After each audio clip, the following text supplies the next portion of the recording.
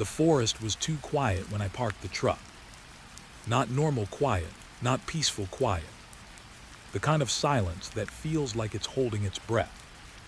My dashboard clock blinked 6:14 a.m., but the trees outside looked like midnight had refused to leave. Thick trunks stood too close together, like they were leaning in to listen. I kept the engine running for a moment longer than necessary, just staring at the narrow dirt path ahead. The cabin wasn't supposed to exist anymore. At least that's what the file said. But my job doesn't care what supposed to means. My job is simple: inspect, verify, report. Old structures, abandoned properties, disputed ownership. If something is there, I document it. If it's unsafe, I mark it. If it's gone, I still write it down. This one wasn't gone. That was the problem. The call had come 3 days ago. A missing person case reopened after 12 years. A man named Adrian Cole, last seen at this cabin. Official records said he left everything behind and vanished. Case went cold. Property sealed, then ignored, then forgotten. Until a drone survey picked up a structure again. A cabin, standing where there was supposed to be only collapse and forest. I stepped out of the truck.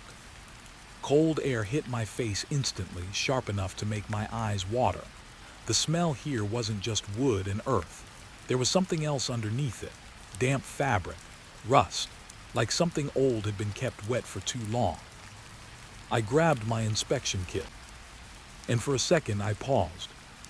My radio crackled once, even though I hadn't turned it on. Just a soft burst of static.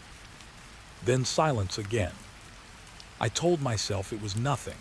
Old equipment, cold weather interference.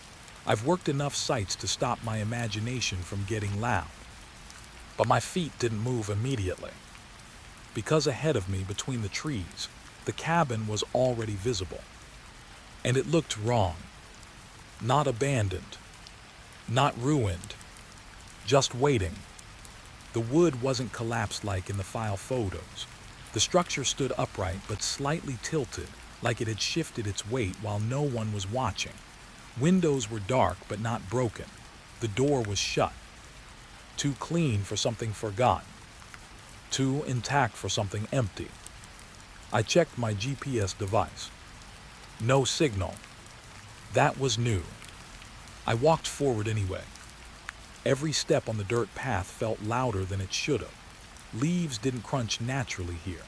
They pressed down softly, like something underneath was absorbing the sound. As I got closer, I noticed something else.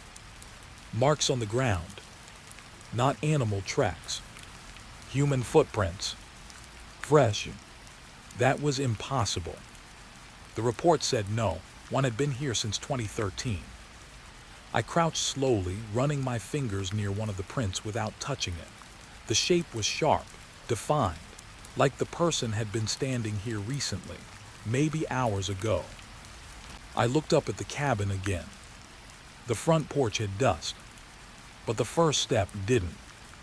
I don't know why I noticed that. I shouldn't have noticed that.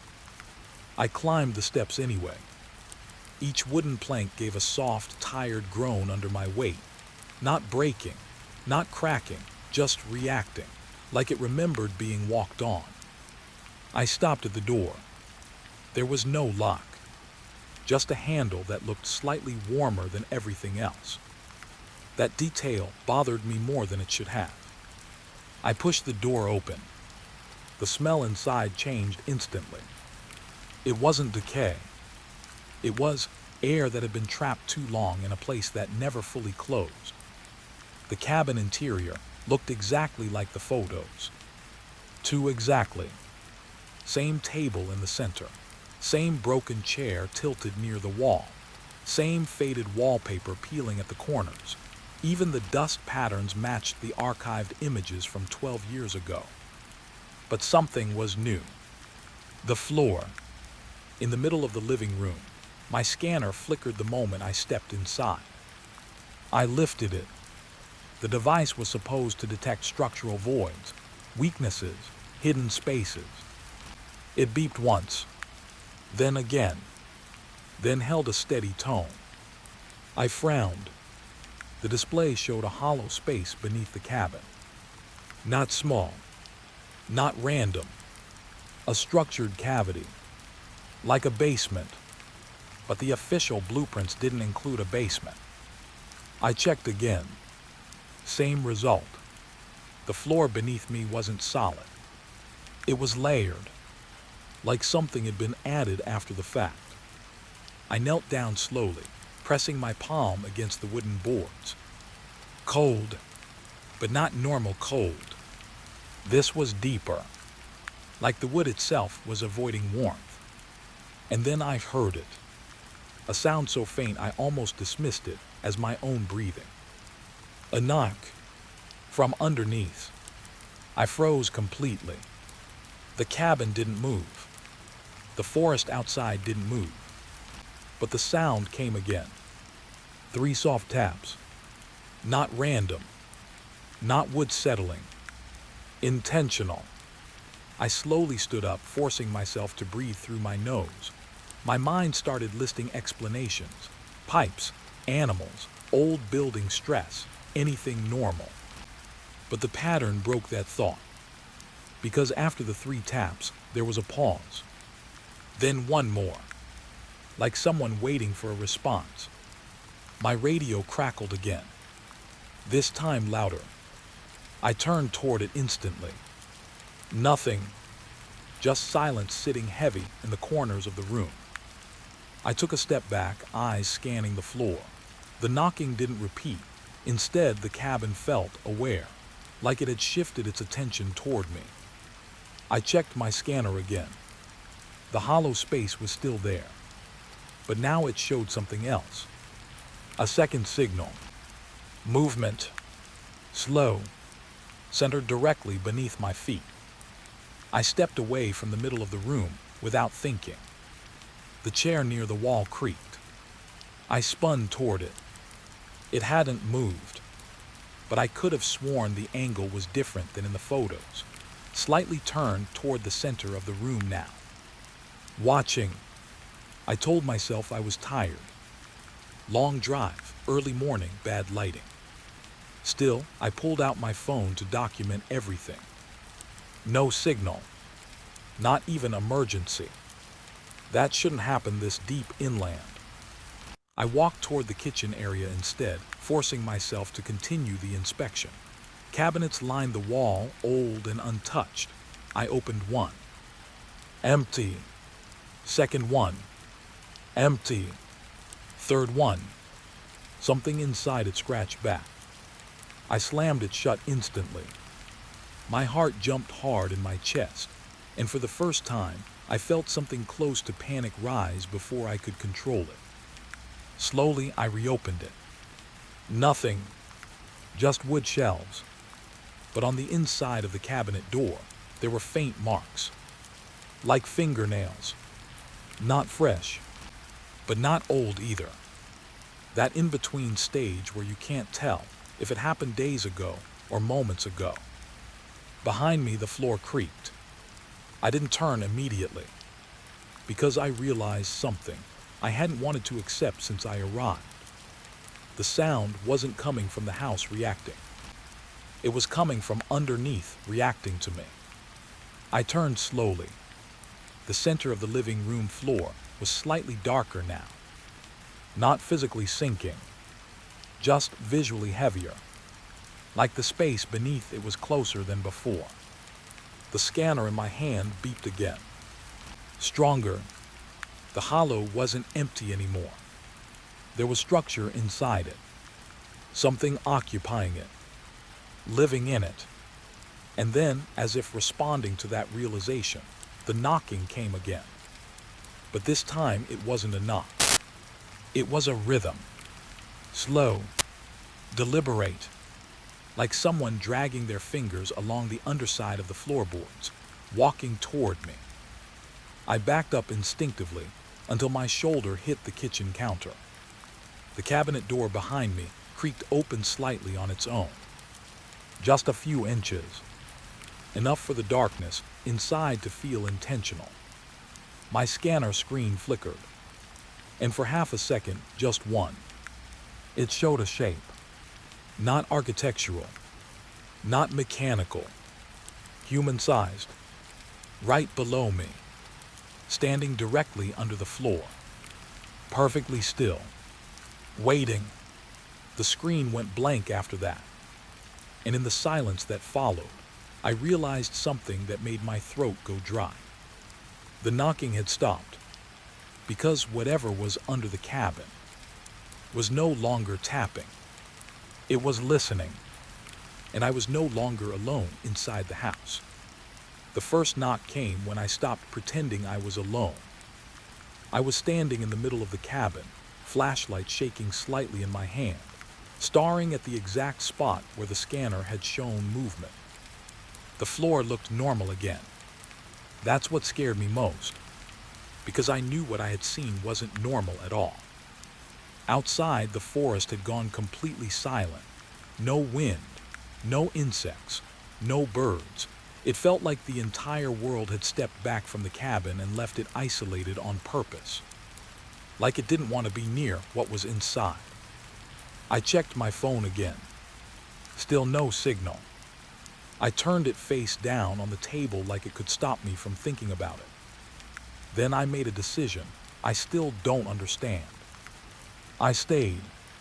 Most inspectors would have left, filed a safety report, marked it unstable, walked away. But I had that same thought again and again. If I leave now, what exactly am I leaving behind? Because something in this cabin wasn't just old. It was active. I decided to document everything properly. If there was movement under the structure, I needed proof. I pulled my recorder from my kit, placed it on the table, and set it to voice capture. My own voice sounded too normal when I spoke into it. Structure inspection log. Cabin site 14. No visible exterior damage. Internal anomaly suspected beneath flooring. I paused. Even saying it out loud made my throat tight. I continued anyway. Unverified sound activity detected. As soon as I said it, the cabin responded. A soft knock from beneath my feet. Not loud, not violent, just certain. I froze so hard my breath stopped halfway. My eyes dropped to the floor instinctively. Nothing moved, but the sound had been real. I didn't imagine it, I couldn't. The silence that followed felt heavier than the knock itself, like the cabin was waiting to see what I would do with that information. I stepped back slowly, careful not to make the floor react again. Another knock came. Same place, same tone, like someone tapping wood from the underside with their knuckles. 3 taps, pause, then 1. Exactly the same pattern as before. My stomach tightened. Patterns mean intent. That's what my training says. Random sound is noise. Repeated pattern is communication. And that thought made my skin go cold. I took my flashlight and lowered myself toward the floorboards near the center of the room. The wood looked old, slightly uneven but not broken. I pressed gently. It felt solid. Too solid for something hollow underneath. I knocked back. Once. A simple test. The cabin responded immediately. 2 knocks. Faster this time. Like it had been waiting. My hand went still on the floor. I didn't breathe, because now it wasn't just sound anymore. It was interaction. I stood up quickly, stepping away from the center again. My brain kept trying to force logic into it. Pipes, wind trapped in old construction, structural settling. But none of those explain response timing. None of them answer back. I grabbed a chair and placed it directly over the spot, like weight could somehow silence whatever was beneath. For a few seconds, nothing happened. Just the same suffocating quiet. I almost convinced myself it was over. Then the chair moved.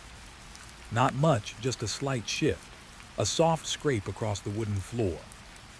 like something underneath had adjusted its position to stay directly beneath it. I backed away immediately.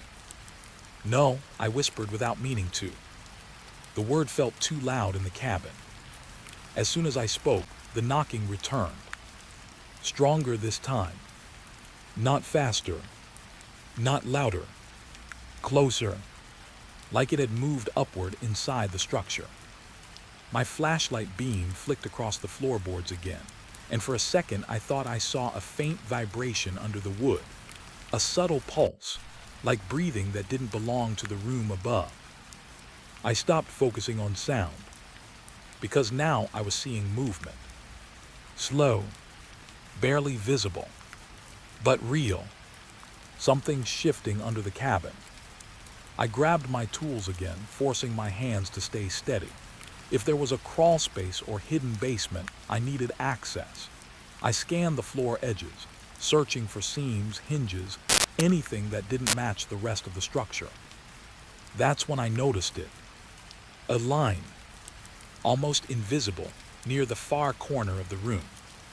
Not a crack, a join, like a section of the floor had been replaced later. I walked toward it carefully, every step feeling like it might trigger something beneath me. The knocking stopped as I approached. That should have been comforting.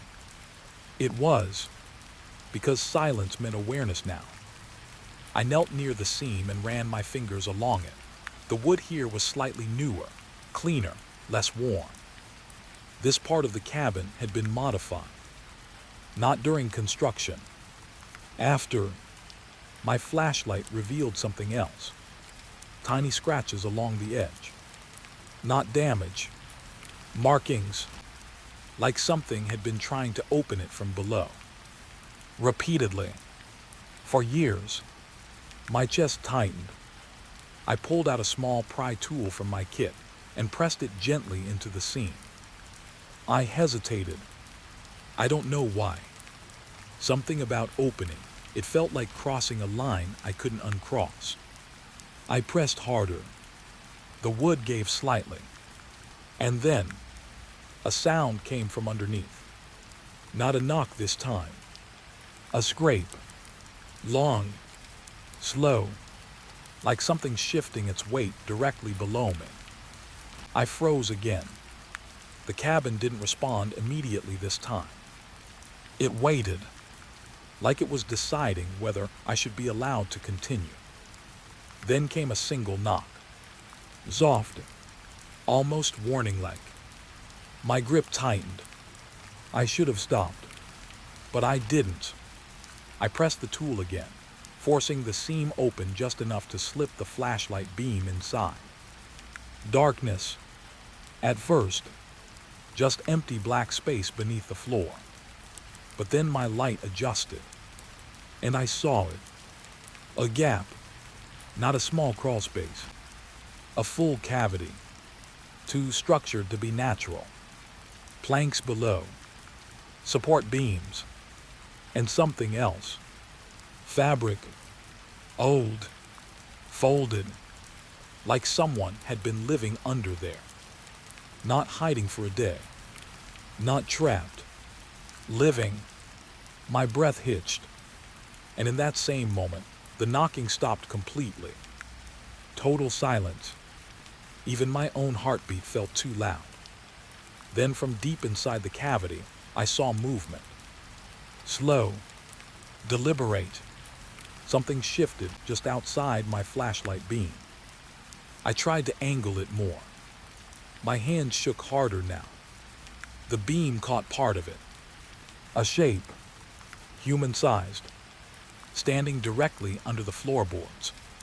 Perfectly still, facing upward, right at me. I pulled back instantly, knocking the tool from my hand. It clattered across the floor behind me, but I didn't move to pick it up.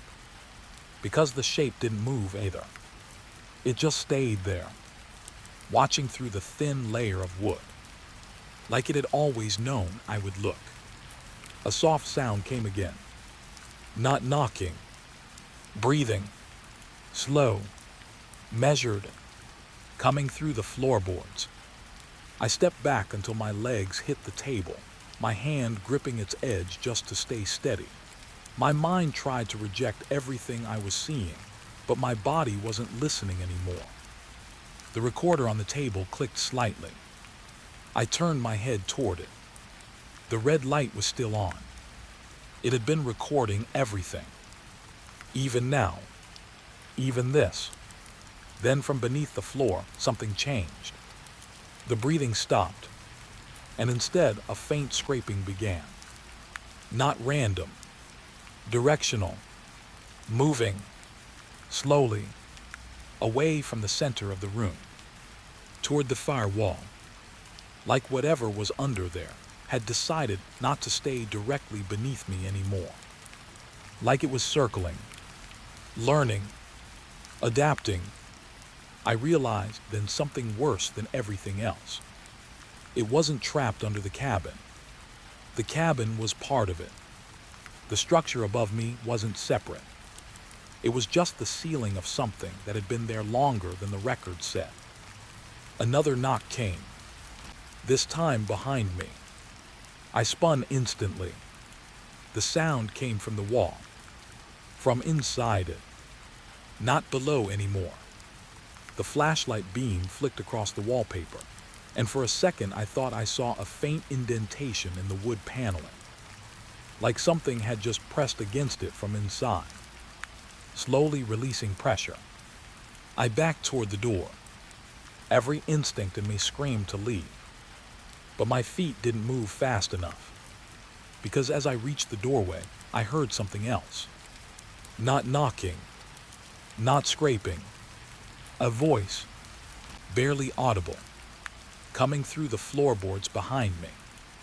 Not words at first, just sound shaped like speech. Broken, quiet, and patient. It didn't sound angry. It didn't sound alive in the way I understood life. It sounded like something that had been waiting for a very long time to be heard again. And as I stood frozen in the doorway, I realized the worst part wasn't that something was under the cabin. It was that it had started responding to me like I was the one disturbing it. The recording light on the table blinked steadily, still capturing everything, including the moment the voice said something I couldn't fully understand. But I heard one word clearly through the floor. Not a name, not a warning, just this.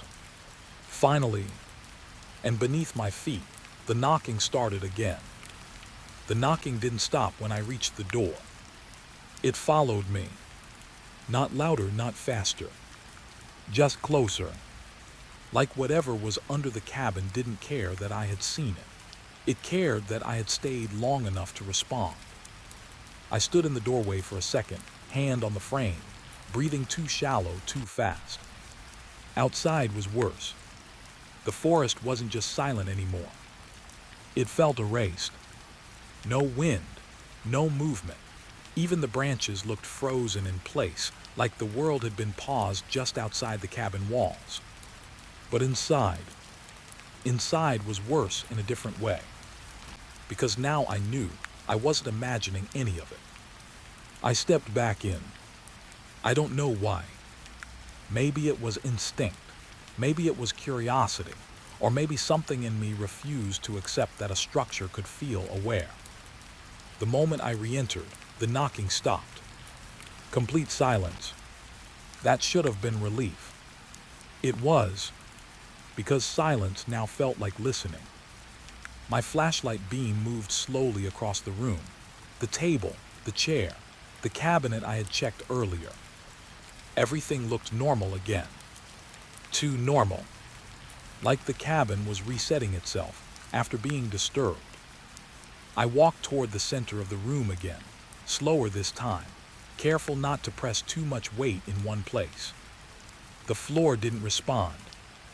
No vibration, no sound. But I didn't trust it anymore. I kept thinking about what I saw under the boards. That shape, standing directly beneath me, waiting like it had been there long before I arrived. I crouched near the seam again, but this time I didn't touch it immediately. I just stared at it, trying to understand what kind of structure could hold something like that without collapsing. Then I noticed something new. The dust pattern around the seam was different. Not disturbed like before, but recently cleaned, like something had been pushed up from below. I swallowed hard. The cabin wasn't just hiding space. It was being used. I forced myself to stand and move toward the far corner of the room where my scanner had first shown irregular readings. The furniture there was heavier, old. A wooden cabinet pressed against the wall, covered in faded stains and scratches. Something about it felt wrong immediately. Not broken, just placed too perfectly, like it had been moved there to hide something behind it. I reached for it anyway. My hands were shaking now, but I forced them steady. When I pulled it slightly away from the wall, the sound it made wasn't wood on wood. It was wood on hollow space. That sound made my stomach drop instantly. I pulled it further. A thin gap opened behind it. Dark, not just shadow. Depth. I lowered my flashlight into it and saw a line. A cut in the wall. Too straight. Too intentional. My mind tried to reject it before I even processed it. There shouldn't be a gap there. But there was. I pressed my fingers against the edge of the wall and pushed gently. It gave slightly. Like a door. Not nailed shut. Just hidden. My breath caught. I looked back once at the center of the room. Nothing moved. No sound. That silence again. The kind that feels like permission. I pushed harder. The panel shifted inward with a slow, tired creak. And behind it, space. Not a crawl space. Not insulation. A passage. I froze for a second, flashlight shaking in my grip. The air coming from it was different. Cooler, drier, like it hadn't been touched in years, or like it had never been part of the outside world. I stepped closer. The beam of my light revealed wooden supports inside, narrow at first, then expanding slightly as it went deeper. A hidden structure, built into the cabin, or under it, or both. I don't know which explanation is worse. As I leaned forward, I saw something that made my throat tighten. Scratches on the inside walls. Not random, not damage. Marks, repeated lines, some deep, some shallow, some overlapping like they were made over years. I moved the flashlight slowly along them. And then I saw something else. A symbol, carved into the wood. Not a warning sign.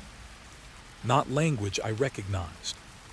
Just a shape, repeated in different places, as if someone had drawn it again and again to remember it.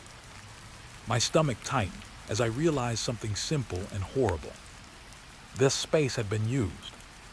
Not once, not briefly, but repeatedly. I stepped inside the gap. Just one step. The floor beneath it was solid but uneven, like old planks laid down long ago. The smell changed instantly. Dust, old fabric, something faintly metallic. And underneath it all, human presence. That's the only way I can describe it. Not fresh, not alive, but recent enough that it hadn't fully disappeared. I moved deeper. My flashlight revealed a small area widening into what looked like an underground extension of the cabin. A low ceiling, wooden beams, and in the far corner, a mattress, thin, torn, flattened with age, but not abandoned, because beside it, there were objects. A cup, empty, a small pile of folded cloth, and something worse. A row of marks on the wall. Tallies, Hundreds of them. My breath caught. I walked closer, slowly scanning them. Some were fresh, some were old, but all of them were grouped in a way that suggested time passing was being tracked. Not days, not weeks, something longer, something measured in isolation. I reached out without thinking and touched one of the marks. The wood was slightly warm. That made me pull my hand back instantly. Warm wood underground doesn't make sense. Nothing here made sense anymore.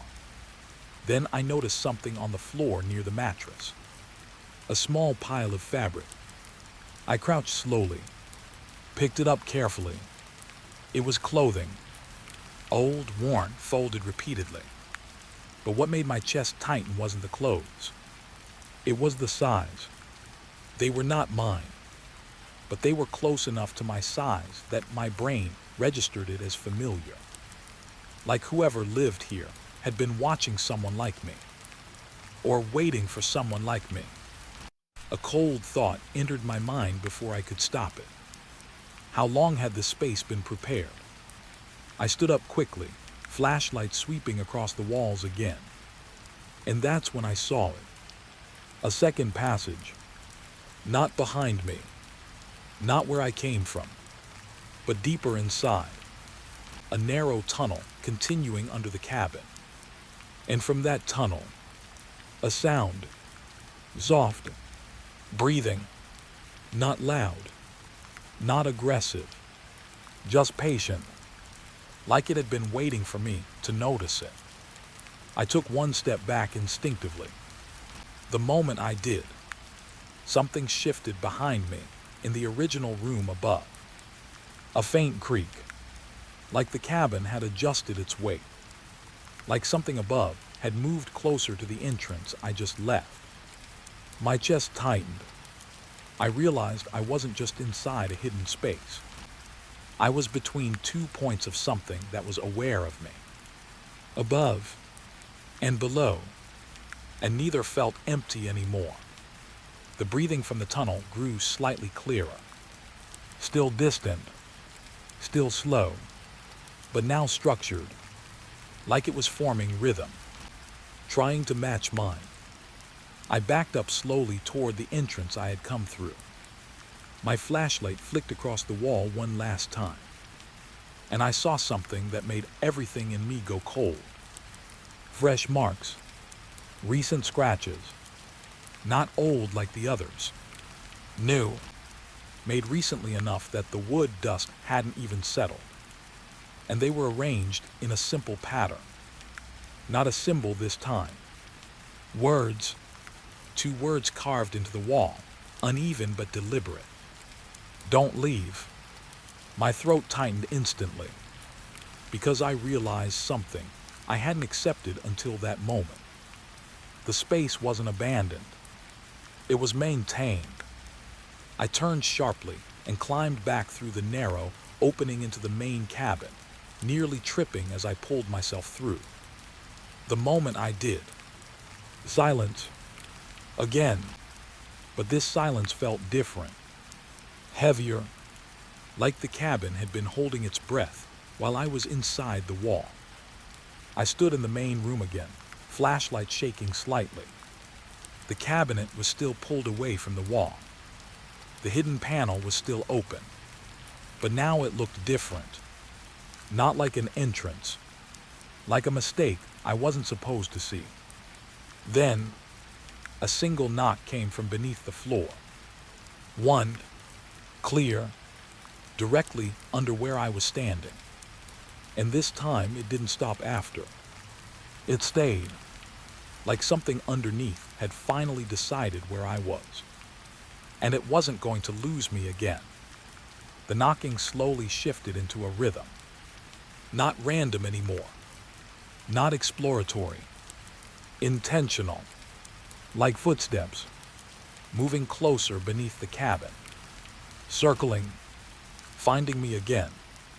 I stepped back toward the door without turning my back fully. But as I reached the threshold, I noticed something outside through the window. The forest line. It wasn't moving, but it felt closer, like the world outside had leaned in toward the cabin while I wasn't looking. And somewhere beneath my feet, the breathing started again, right below the doorway, waiting, matching mine, perfectly. The moment I stopped moving, the knocking stopped too. Not slowly, not fading away, just gone, like whatever was under the cabin had been listening for my exact position and decided to freeze with me. I stood near the doorway, one hand still on the frame, the other holding my flashlight so tight my fingers hurt. The forest outside looked unchanged, but I didn't trust it anymore. Nothing here was honest. Not the silence, not the wood, not even the air. Behind me, the cabin felt different now. Not physically. Everything still looked the same. Table, chair, cabinets slightly open, the hidden wall panel still hanging ajar. But the feeling had changed. It felt occupied, like I had stepped into someone else's space and only just realized it too late. My throat felt dry as I slowly turned my head back inside. Nothing moved, but the absence of sound felt intentional now, like something had learned how to wait without revealing itself. I took one careful step forward. The floor didn't respond. No knock, no vibration. That made my stomach tighten more than any sound would have, because now I knew something was adjusting its behavior around me. I moved slowly toward the center of the room again, scanning every corner with my flashlight. The beam felt too weak suddenly, like the cabin was swallowing light instead of reflecting it. The table was still there, my recorder still blinking red, still recording. That small light felt like the only proof that time was still moving normally. I walked toward it, and then I noticed something. The recording had increased its file length. Even though I hadn't spoken, even though I hadn't touched it, it had been capturing sound on its own. I reached out and pressed stop. The screen froze for a second, then replayed the last few seconds automatically. I didn't mean to listen, but I did. At first it was just static, then breathing. Slow, close, too close, and then my own voice. But I hadn't spoken. Not in that moment.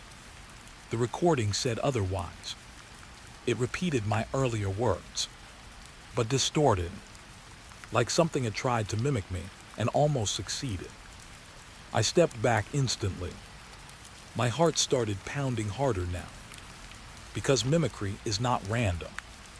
Mimicry means observation, understanding, learning. I turned away from the recorder and looked toward the open panel in the wall. The hidden space. Something inside it felt aware again, like it knew I had just listened. A soft sound came from beneath the floor. Not knocking, not scraping, just movement. Slow, measured, directly under the table. I froze.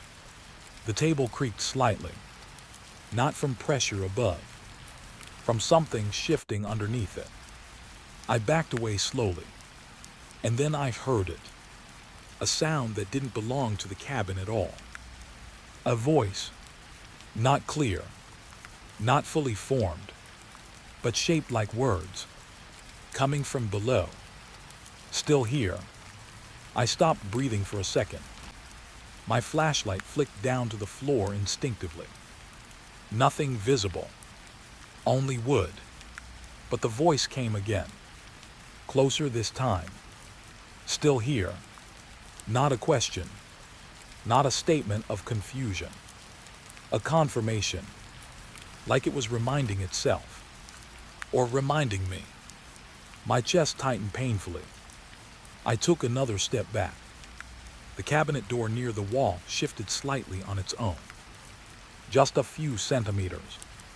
like something behind it had leaned forward. I didn't even notice I was shaking until my flashlight beam started trembling across the floorboards. Then something happened that made everything worse. The recorder on the table turned itself back on. No touch, no input, just on. Red light glowing again. And from it, my voice. Again, but this time different. Slower, heavier, as if tired. It's under here. I froze completely, because I hadn't said that. Not now. Not ever in that tone. The cabin was replaying me, or rewriting me, or worse, predicting me. A loud creak came from beneath the floorboards. Not a knock this time. A full shift in weight, like something had stood up underneath the cabin. The floor didn't break. It didn't crack. It just responded, slightly lifting, almost breathing. I took another step back until my shoulder hit the wall. Cold wood pressed against my back instantly. And that's when I noticed something I wish I had seen earlier. Scratches on the wall behind me, low, near the floor. Tallies, just like in the hidden space. But these were different. These were older, much older, layered over each other so many times they formed dark grooves in the wood. And they weren't random anymore. They formed lines, paths, like something had been tracking movement inside the cabin, above ground too.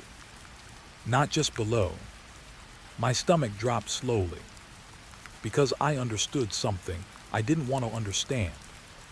The hidden space wasn't the only place it lived. It wasn't below me. It was everywhere. The floor creaked again, this time behind me. Not under the table, not under the center, under the doorway, where I had been standing earlier.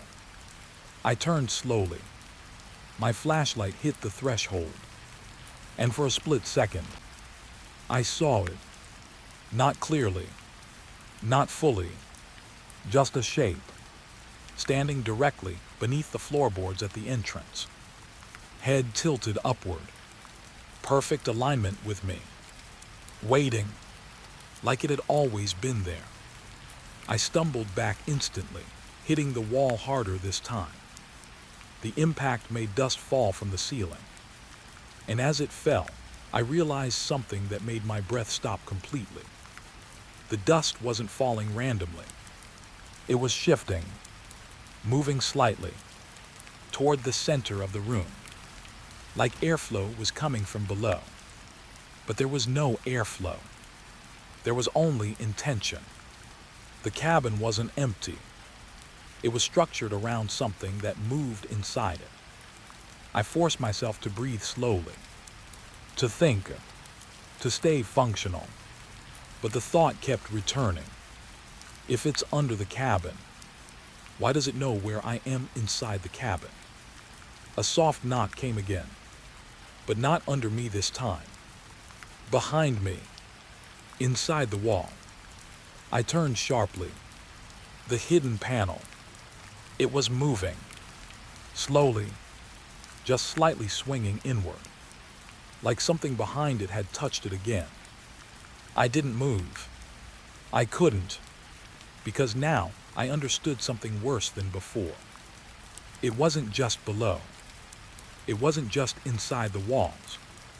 It was using the entire structure as one connected space. The cabin wasn't a building. It was a system, a body, and I was inside it. The knock came again, this time from the ceiling. I looked up instantly.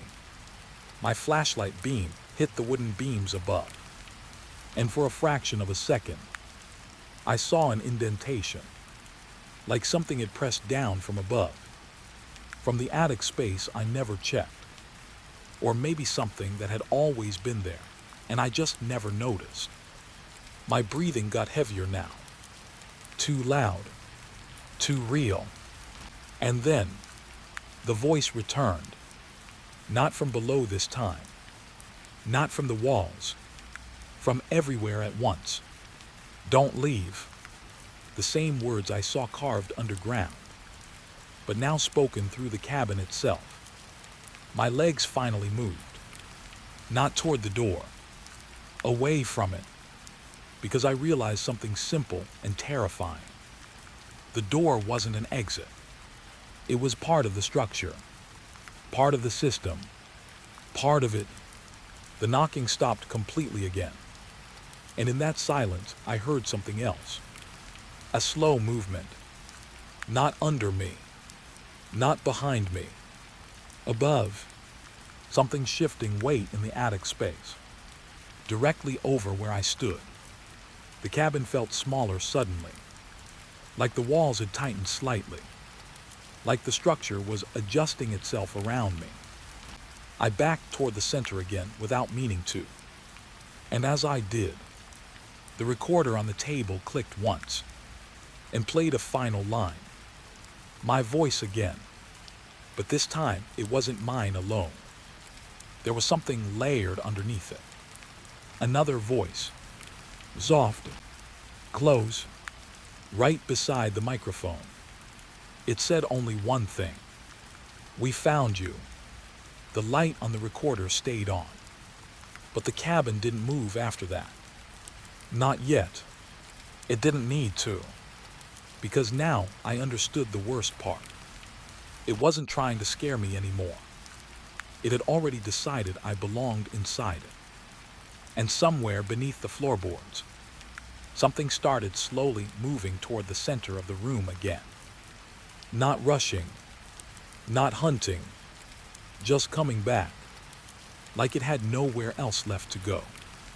The listing shouldn't have existed. That's the first thing I remember thinking.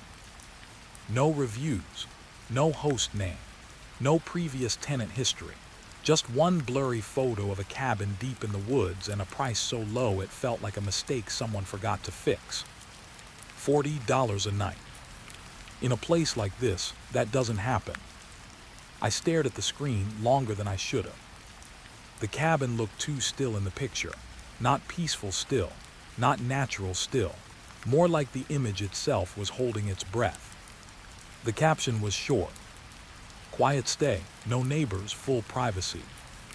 That last word should have been a comfort. It was. Something about it felt wrong, like privacy wasn't a benefit here, like it was the main condition. I scrolled again. Still nothing, no comments, no past bookings, no tags, no map reviews.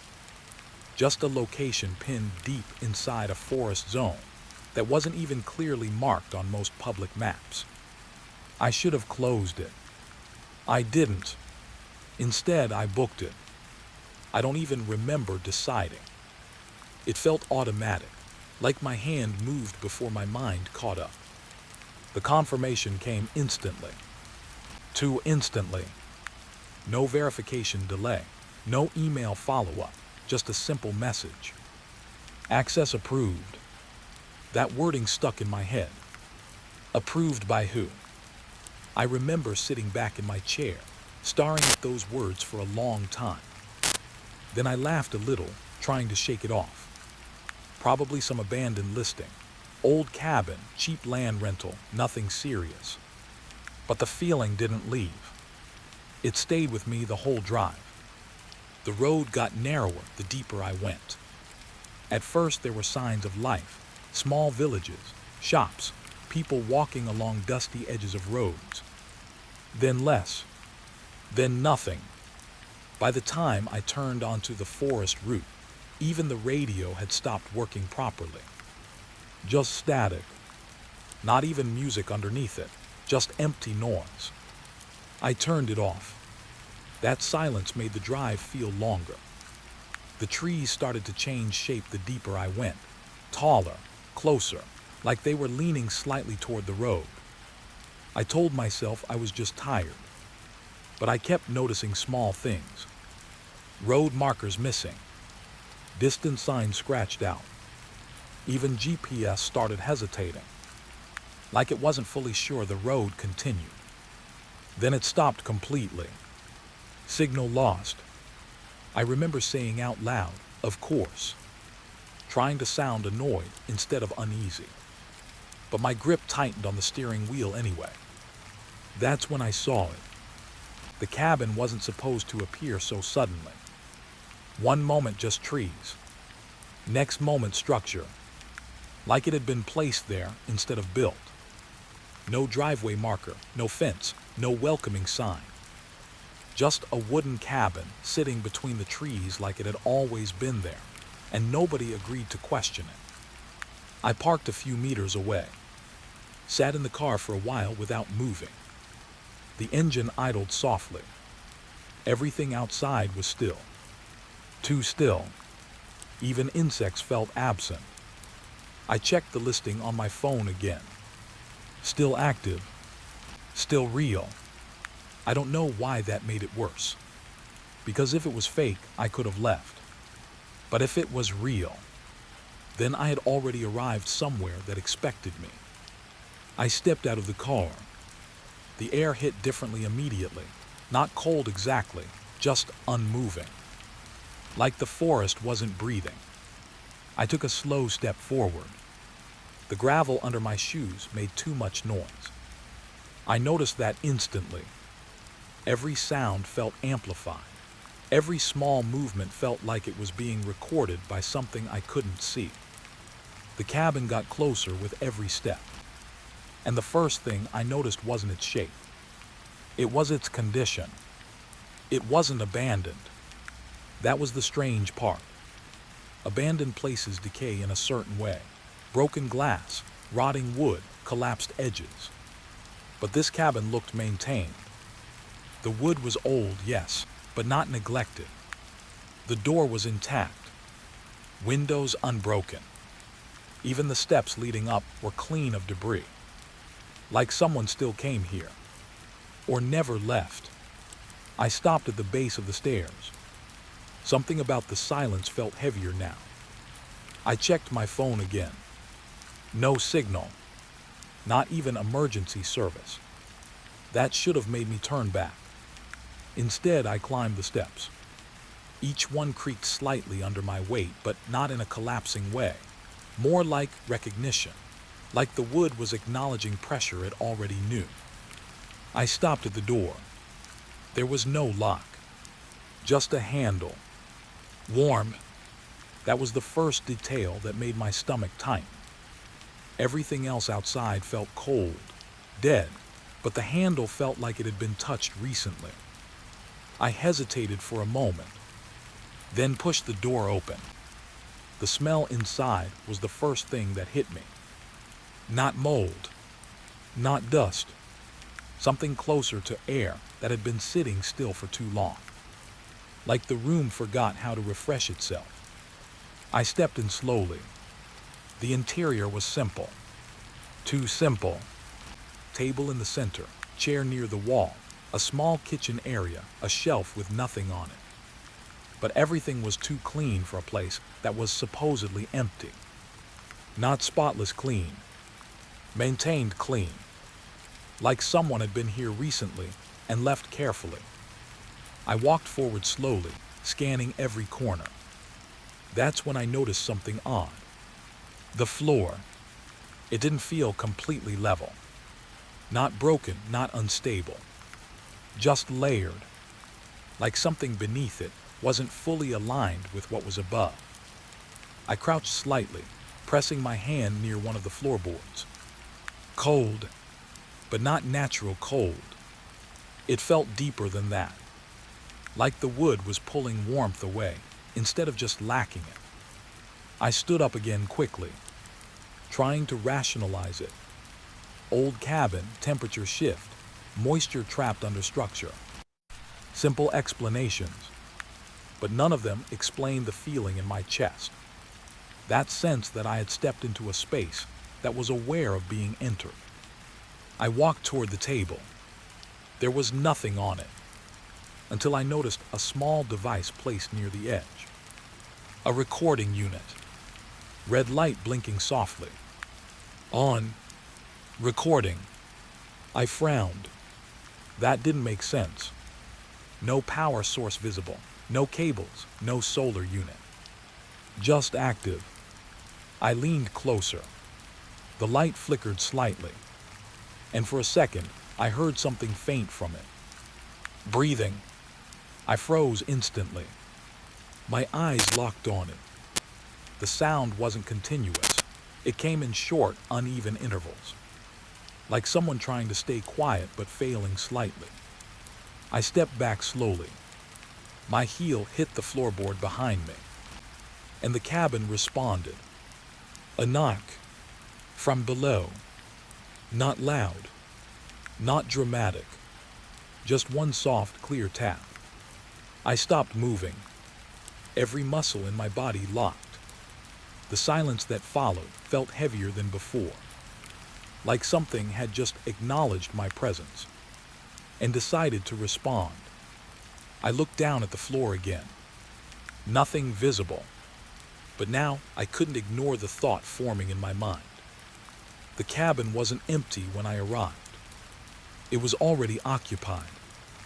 And I had just interrupted something that had been here long before the listing ever appeared. I didn't sleep that night. Not even for a minute. Every time I closed my eyes, I felt like the cabin got louder. Not sound-wise, but aware-wise. Like it noticed when I stopped watching it. So I stayed awake, sitting on that old chair, facing the room, watching the dark corners slowly change shape as the night moved forward. But nothing changed. No sound. No movement. Just that same heavy silence sitting on top of everything like dust that refuses to fall. And somewhere deep inside me, I kept waiting for another knock. It never came. That was worse, because silence that long doesn't mean nothing is there. It means something is waiting for the right moment. When dawn finally came, it didn't feel like morning. It felt like pressure being lifted slightly. Not light, just less darkness. I stood up slowly, body stiff, eyes dry from not blinking enough. My first thought was simple. Leave. Just leave. Don't check anything. Don't document anything. Just walk out and never come back. But then I made a mistake. I opened the door. The air outside was cold. Too clean. The forest looked the same as yesterday, but somehow more distant, like it had shifted slightly away from the cabin during the night. I stepped onto the porch, and I saw them. Footprints. Fresh. Right in front of the steps. My breath stopped instantly. I didn't move. Just stared at the ground. The prints were clear. Human. Barely distorted by soil and morning moisture. They started at the edge of the trees, walked straight up to the cabin, stopped right under the door, and then they turned back and went into the forest again. My stomach tightened slowly, because I knew one thing for sure. I had not gone outside last night. I stepped down carefully, crouching near the first print. The soil was soft, almost wet, but not from rain. From something else. Compression. Repeated pressure. Like someone had been standing there for a while. I pressed my fingers near it. Still fresh. Not hours old. Not even early morning old. This was recent. Very recent. My mind started trying to fill the gap. Animal, impossible shape. Another traveler. No road access. Previous tenant. There was no record of anyone before me. That thought made my chest tighten again. Because the listing had no history. No names. No past stays. But the footprints clearly showed otherwise. I stood up slowly and looked toward the forest path. The trees stood completely still. No wind. No movement. Just that unnatural calm again. like everything was holding position, waiting for me to decide what kind of reality I wanted to accept. I followed the tracks. I don't know why. Maybe curiosity. Maybe something worse. The forest floor felt different under my feet now, softer, like it had been walked on repeatedly, even if I couldn't see the evidence yet. The footprints continued in a straight line for a few meters, then suddenly stopped. Not faded, not broken, just stopped, like whoever made them had stepped off reality. I stared at the last mark, a full imprint, then nothing, no direction change, no trail continuing deeper, just absence. That was the first real moment I felt fear instead of confusion, because nothing disappearing like that doesn't happen naturally. I turned slowly back toward the cabin, and that's when I saw something worse. New footprints, coming from the cabin, leading out, fresh. My body went cold instantly, because I was still standing here, watching them appear, which meant they weren't mine, and I hadn't been the only one inside that cabin during the night. I walked faster now, not running, not yet, but fast enough that my breathing started to change. The porch looked exactly the same as I left it, but the door was slightly more open than I remembered, just a few centimeters. I didn't remember leaving it like that. I stepped inside slowly. Everything looked unchanged.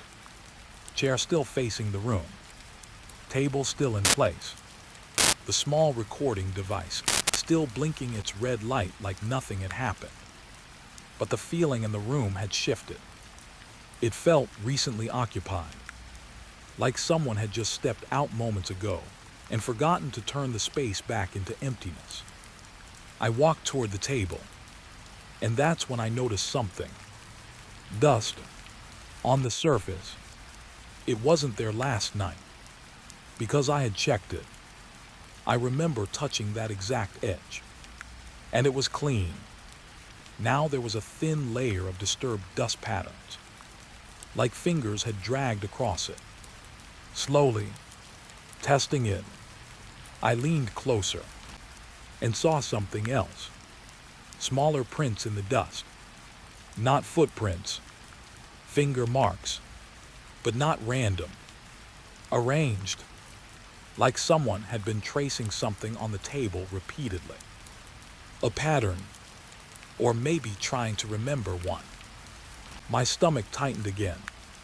I turned toward the floor instinctively, and froze, because the floorboards near the center looked slightly darker. Not wet, not damaged, just pressed, like weight had been there for a long time. I stepped back slowly, and that's when I heard it. A soft scrape from outside, not loud, not sharp, just movement. I turned toward the door instantly. Through the open crack, I saw the porch again. Empty, but the sound didn't stop.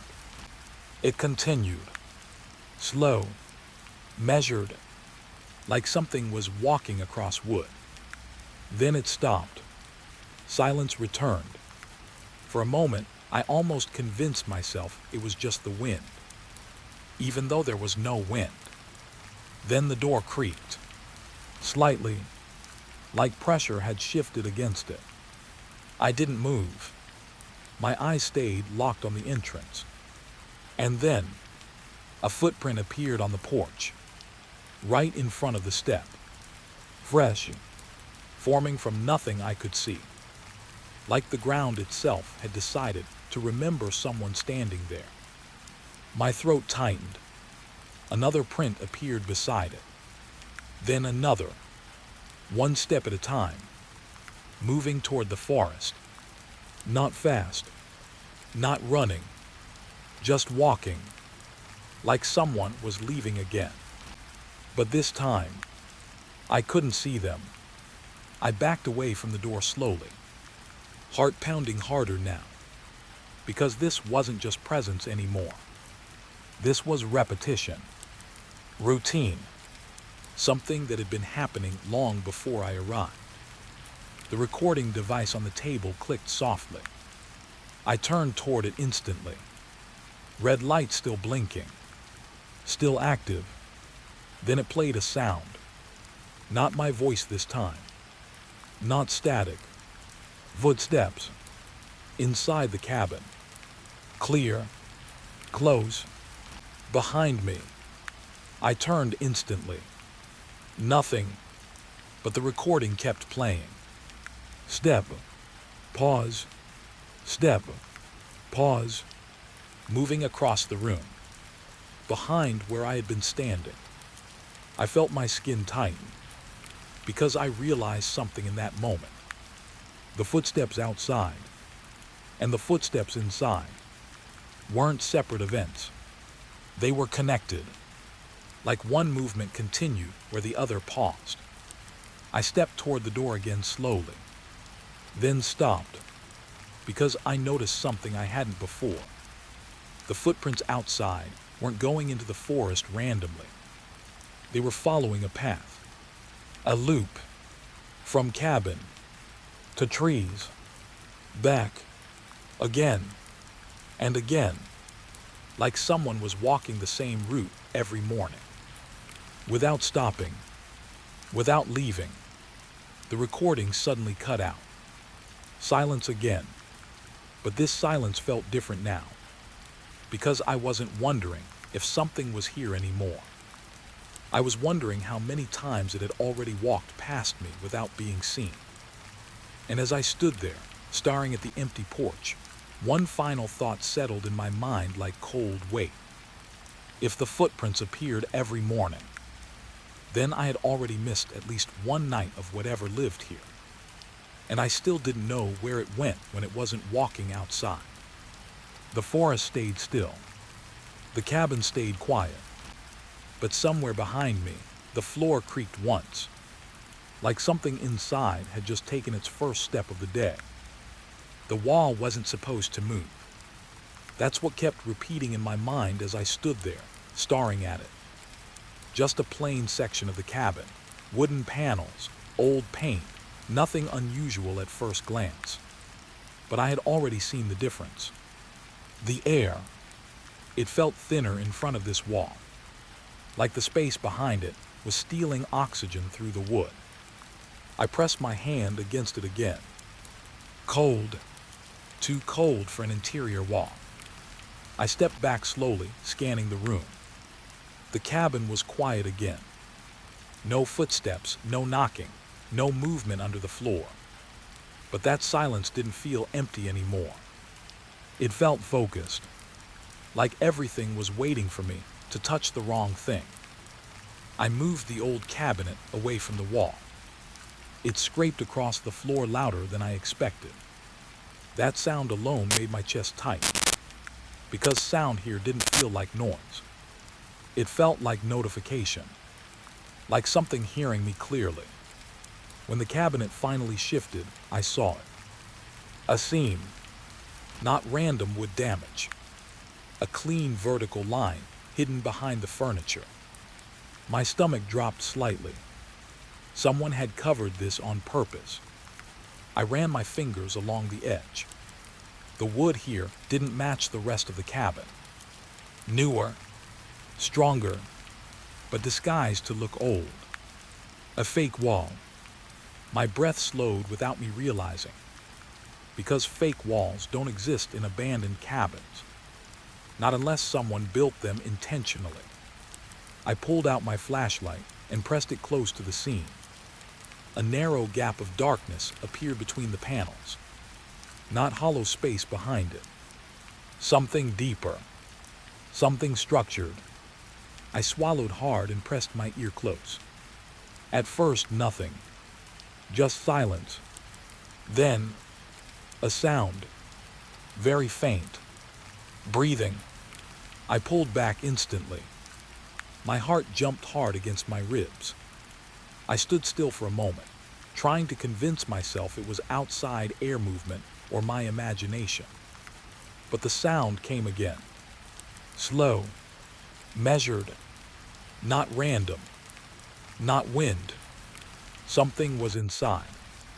I pressed my fingers against the seam again, this time pushing slightly. The panel didn't open, but it reacted. A soft shift from the other side, like something had leaned closer. My skin went cold instantly. I stepped back and looked around the room again. Everything felt different now. The cabin wasn't just a structure anymore. It felt layered, like I was standing inside something that had rooms I wasn't supposed to know about. I grabbed a small pry tool from my kit. My hand was shaking, but I forced it steady. I inserted it into the seam. At first resistance, then a soft crack. Not breaking, just releasing tension. The panel shifted inward slightly. And the moment it did, the breathing from inside stopped. Total silence. That silence lasted too long. Like something had realized I was listening. I didn't move. I couldn't. Then came a knock. From behind the wall. One, clear, direct. I stepped back instantly. The panel didn't move further. But now I knew. There was space behind it. Not empty space. Occupied space. I forced myself to continue, slowly widening the gap. Wood scraped softly as the panel gave way, just enough for a beam of light to enter. My flashlight went in first, and what I saw made my stomach drop completely. A staircase, going down. Not a crawl space, not storage. A basement, but not one that was part of the original design. The wood was different. Newer beams hidden beneath older ones, like it had been added after the cabin was built. Intentionally hidden. My breathing got heavier without permission, because this wasn't just a hidden room. It was a sealed one. I pushed the panel open wider. The air that came out hit my face immediately. Cold, moist, and something else. A smell I couldn't place at first. Then I realized it was air that had never been fully exposed. Air that had stayed trapped too long. I pointed my flashlight down the stairs. The beam revealed wooden steps going deep into darkness. Too deep for a cabin this small. I hesitated. Every instinct told me to stop. But there was something worse now than curiosity. I needed to know what was making that breathing sound. I stepped onto the first step. It creaked softly. The sound echoed downward longer than it should have. Like the basement was bigger than the cabin above it. Second step. Third. With every step, the air got heavier. Not physically, emotionally. Like the space itself didn't want me there. I reached halfway down before I heard it again. Breathing. Close, but not moving. Just present. Waiting. I stopped, pointed the flashlight deeper. The stairs ended in a small open space.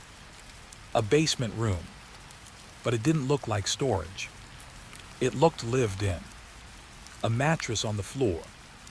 Old blankets folded neatly. A small wooden table. And marks on the walls. Hundreds of them. Scratches. Tallies. Patterns.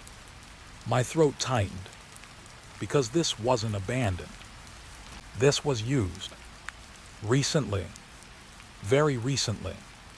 I stepped down into the basement fully now. The moment my feet hit the floor, the breathing changed. It became more distinct. Not louder. Closer. Like whatever was here now knew I had arrived. I moved slowly toward the center of the room, my flashlight shaking slightly. The mattress had impressions in it, fresh ones, not dust-covered, not aged, compressed fabric that suggested weight had been there not long ago. I crouched near it. My fingers hovered above the surface. Warm, still warm. That made my stomach turn. I pulled my hand back instantly. Something had been here recently enough to leave heat behind. I stood up quickly, and that's when I saw the table. There was something on it. A small object. A recording device. Same model as upstairs. Red light blinking. On. I didn't touch it, because I already knew what it would play. But it started anyway. No button pressed. No trigger. Just activation. My voice came through first. But wrong. Softer. Slower. Like it had been recorded from somewhere too close to my mouth. I should have left. I froze completely. That wasn't today. That wasn't even something I had said out loud. The recording continued. Static, then breathing, then another sound layered underneath it. Not mine, not human exactly. Then a whisper, right beside the microphone. You came down. I stepped back instantly. My foot hit something behind me. A small wooden box fell to the floor.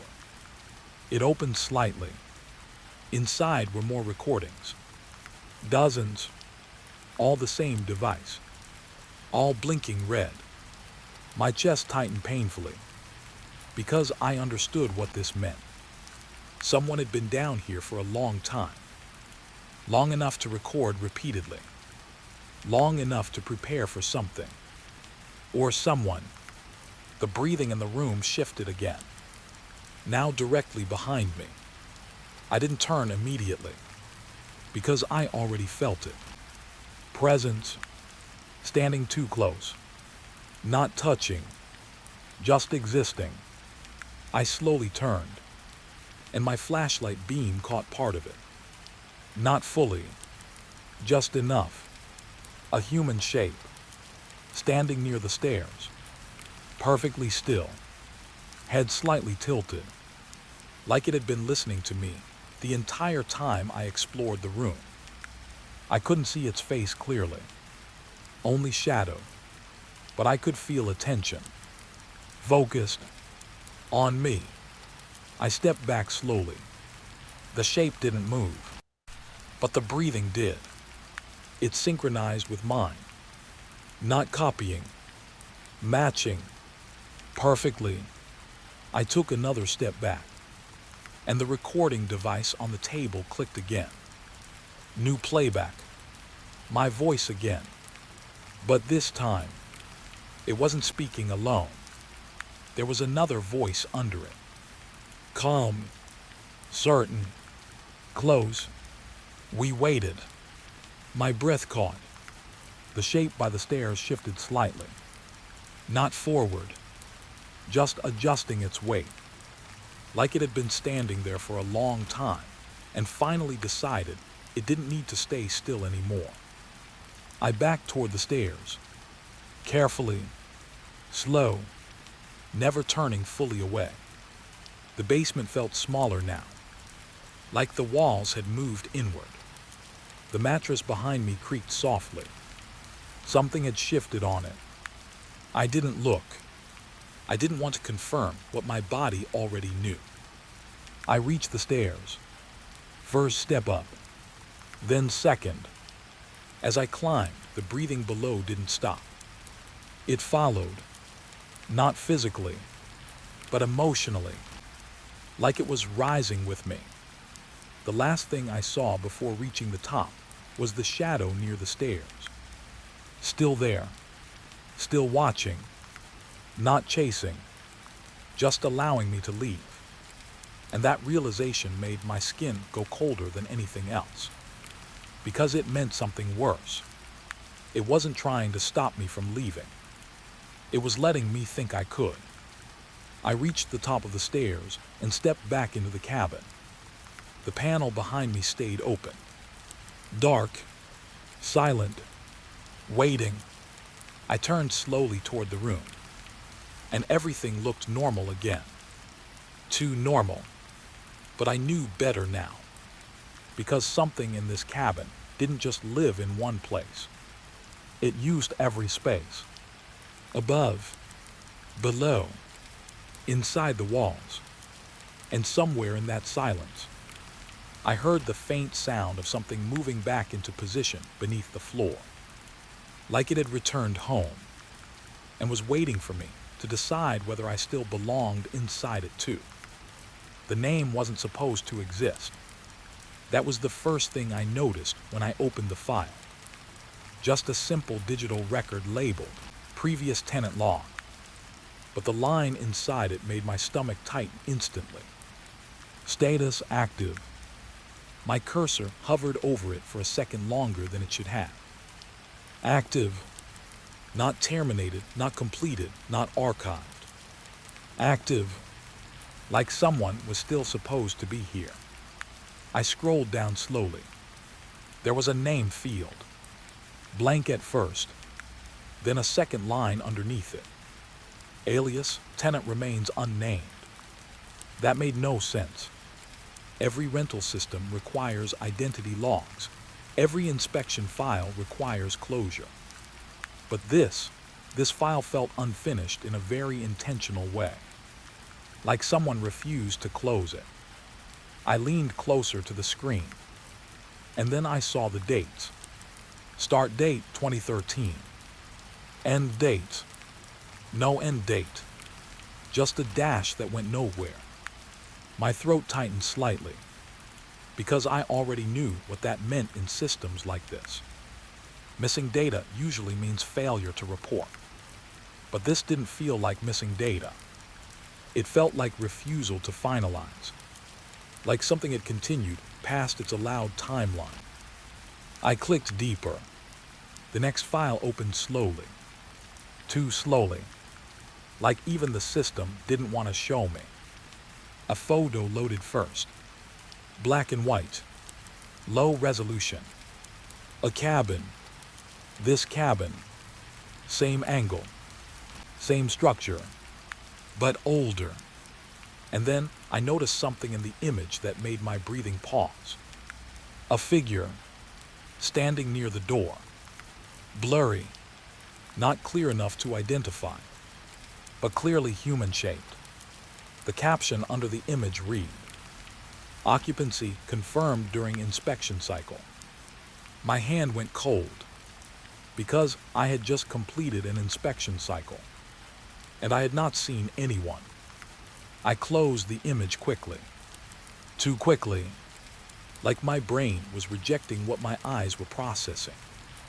I stood up from the chair and looked around the cabin again. The same cabin I had been in for days now. But now it didn't feel like a space anymore. It felt like a record that hadn't been updated yet. Like I was inside something still being documented. I walked toward the table. The recording device was still there. Still blinking. Still active. I didn't touch it this time. I just watched it. Because I didn't trust it anymore. Then it played again.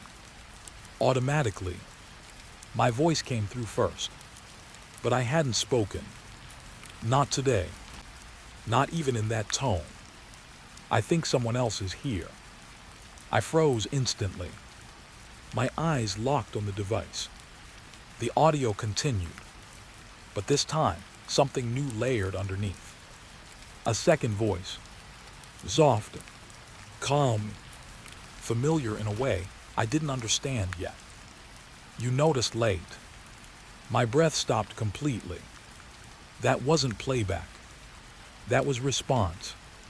I stepped back slowly. And that's when I heard it. A sound from outside. Footsteps. Not inside the cabin. Not under it. Outside. On the porch.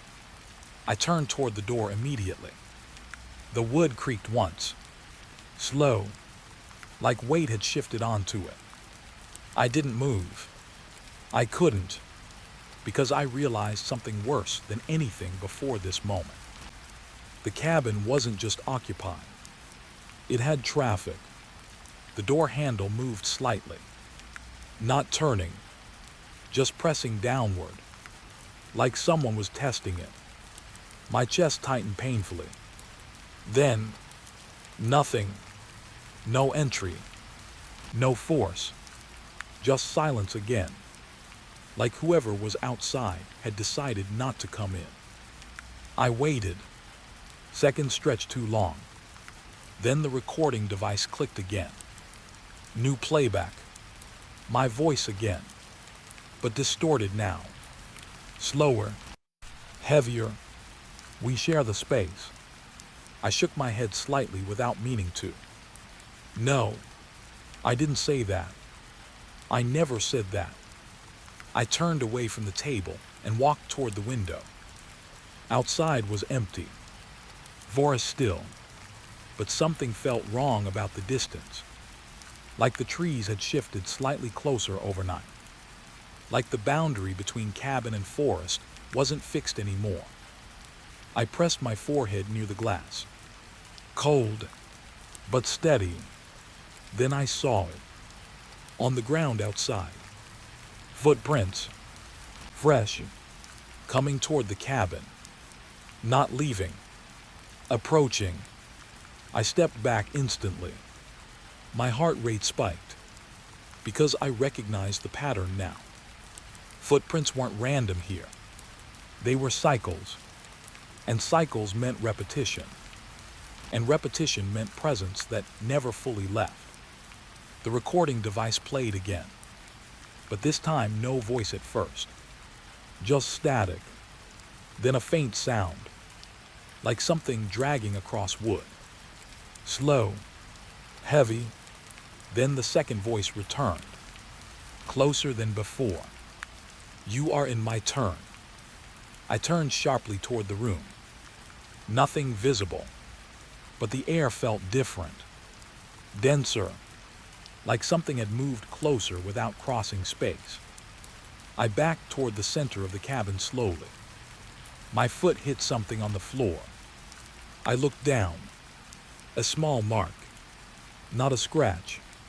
Not damage. A symbol. Freshly drawn into dust. Perfectly centered beneath where I stood. My breath caught. Because I hadn't seen it before. And dust doesn't move itself into shapes. Not like that. Not clean lines. Not intentional geometry. Then I heard movement behind me. I didn't turn immediately. Because I already knew. Slow breathing. Not mine. Right behind me. Close enough that I felt the warmth of it against my back. My body locked instantly. Every instinct screamed to turn. But something stronger said don't. Because turning meant confirmation. And confirmation made things real in ways imagination never could. The breathing stopped. Silence again. Then a soft sound. A voice. Right beside my ear. Not loud. Not aggressive. Just certain. You are late to your own arrival. I spun instantly. Nothing there. Empty room. Empty air. But the feeling didn't leave. I stepped backward fast. And hit the table. The recording device flickered. Then played something different. Not my voice. Not the second voice. A third one. Older. Weaker. Like it had been recorded a long time ago and buried under layers of new sound. I couldn't leave. My chest tightened painfully because that voice didn't feel random. It felt documented, like a record from the previous tenant, the one who never left, the file I had just seen. My eyes shot back to the screen on my laptop. The status line was still open, still active, but now, Something had changed. A new line appeared beneath it. Added automatically. Current occupant detected. My hands went cold instantly. I didn't type that. I didn't click anything. The system updated itself. The recording device on the table stopped blinking. Complete silence. That was worse than everything else. Because silence now didn't feel like absence. It felt like completion. Like something had finished calculating. Then the cabin creaked. Not from wind.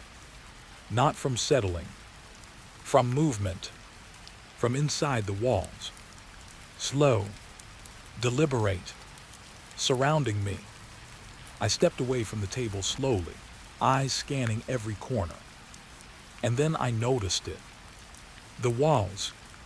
They weren't static anymore. They were slightly different. Subtle shifts. Like pressure had redistributed inside them. Like something had turned to face me from multiple directions at once. I backed toward the door. And that's when the final message appeared on my screen.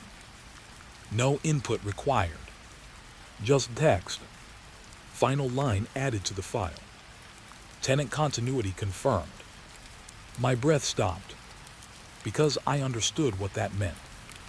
The previous tenant didn't leave. And neither did I arrive. We were just different entries in the same ongoing record. The door creaked again. Slow. This time opening slightly on its own. Not wide. Just enough. Enough to show the porch outside.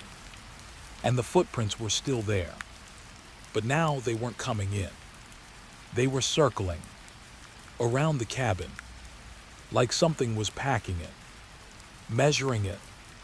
Learning its shape. I stepped back instinctively. And behind me, the recording device turned on one last time. My voice came through, but I didn't recognize the words anymore.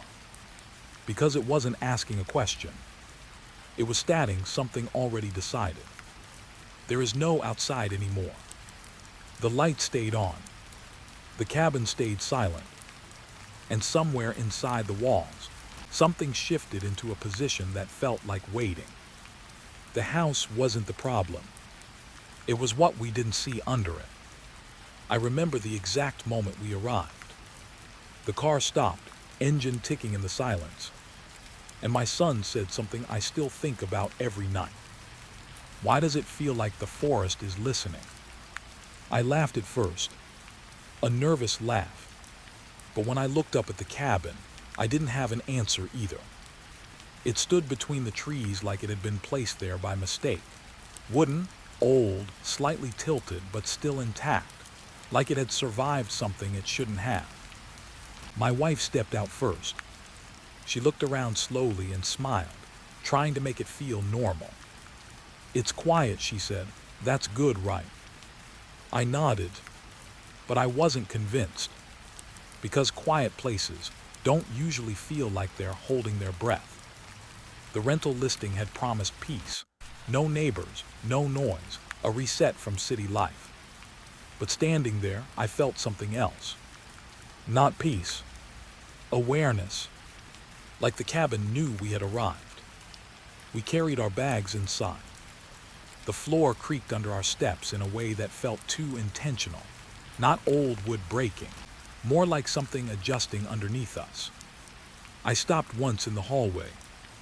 Just for a second. Because I thought I heard something. A soft sound. Like movement beneath the floor. I told myself it was pipes. Old wood settling. Anything logical. But the sound didn't match anything logical. It stopped when I stopped moving. That detail stayed with me longer than I wanted it to. We unpacked quickly, trying to make it feel like home before our minds could start asking questions. My son claimed the small room on the left. My wife started arranging the kitchen. And I checked the doors and windows like I always do in new places. Everything locked fine. Everything looked normal. but normal has a way of feeling fragile in places like this. That night came too fast. The forest outside turned black early, like the trees swallowed the light instead of letting it fade. We lit a few lamps inside. The cabin glowed softly, but the corners stayed dark. Too dark, the kind that doesn't feel like absence of light, but presence of something waiting inside it. My son fell asleep first. My wife followed not long after. I stayed awake, sitting at the table, listening. That's when I noticed it. The silence wasn't complete. There was something under it. A faint rhythm. Not consistent. Not loud. But there. Like breathing far below the floorboards. I stood up slowly. The sound stopped immediately. I froze. Then sat back down. Nothing. I waited. Then it came back. Slower this time. More deliberate. I told myself I was tired. Stress from moving. New place anxiety. But my body didn't believe it. Because anxiety doesn't stop when you notice it. This did. I walked slowly across the room. The floorboards shifted slightly under my weight. And for a moment, I swear I felt something shift back underneath. Like pressure responding to pressure. I stopped walking instantly. The cabin went silent again. Too silent. Even the forest outside felt muted. I crouched near the center of the room and pressed my hand gently against the floor. Cold wood. But not just cold. Deep cold. The kind that feels like it's coming from below, not the surface. I pressed harder. Nothing moved. I told myself I was imagining things. Then I heard it. A knock. From underneath. One. Soft. Direct. My hand pulled back instantly. My breath caught in my throat. I waited. Nothing. Then again. 2 knocks. Not random. Not wind. Not settling wood. Something answering. I stood up slowly. My eyes moved toward the hallway where my family was sleeping. I almost said something. Almost woke them up. But I didn't. Because I didn't know what I was hearing yet. And I didn't want to be the only one reacting to nothing. I went back to the table. Sat down. Forced myself to breathe normally. But the silence had changed. It wasn't empty anymore. It felt occupied. Like something had introduced itself into the space beneath us. The next morning came with weak sunlight. The forest looked normal again. That's what made it worse. Because nothing looked wrong enough to justify what I heard. My wife made breakfast. My son ran outside for a bit, exploring near the trees. Everything felt almost fine. Almost. But I kept noticing small things. The floor in the living room had a slight dip near the center. Not enough to trip. Just enough to notice if you stood still long enough. I didn't mention it. I told myself I would check it later. That's when my son came running back inside. Excited. Holding something in his hand. "Dad," he said, "look what I found near the house." It was a small wooden piece. Old. Dirty. With scratches carved into it. Not random scratches.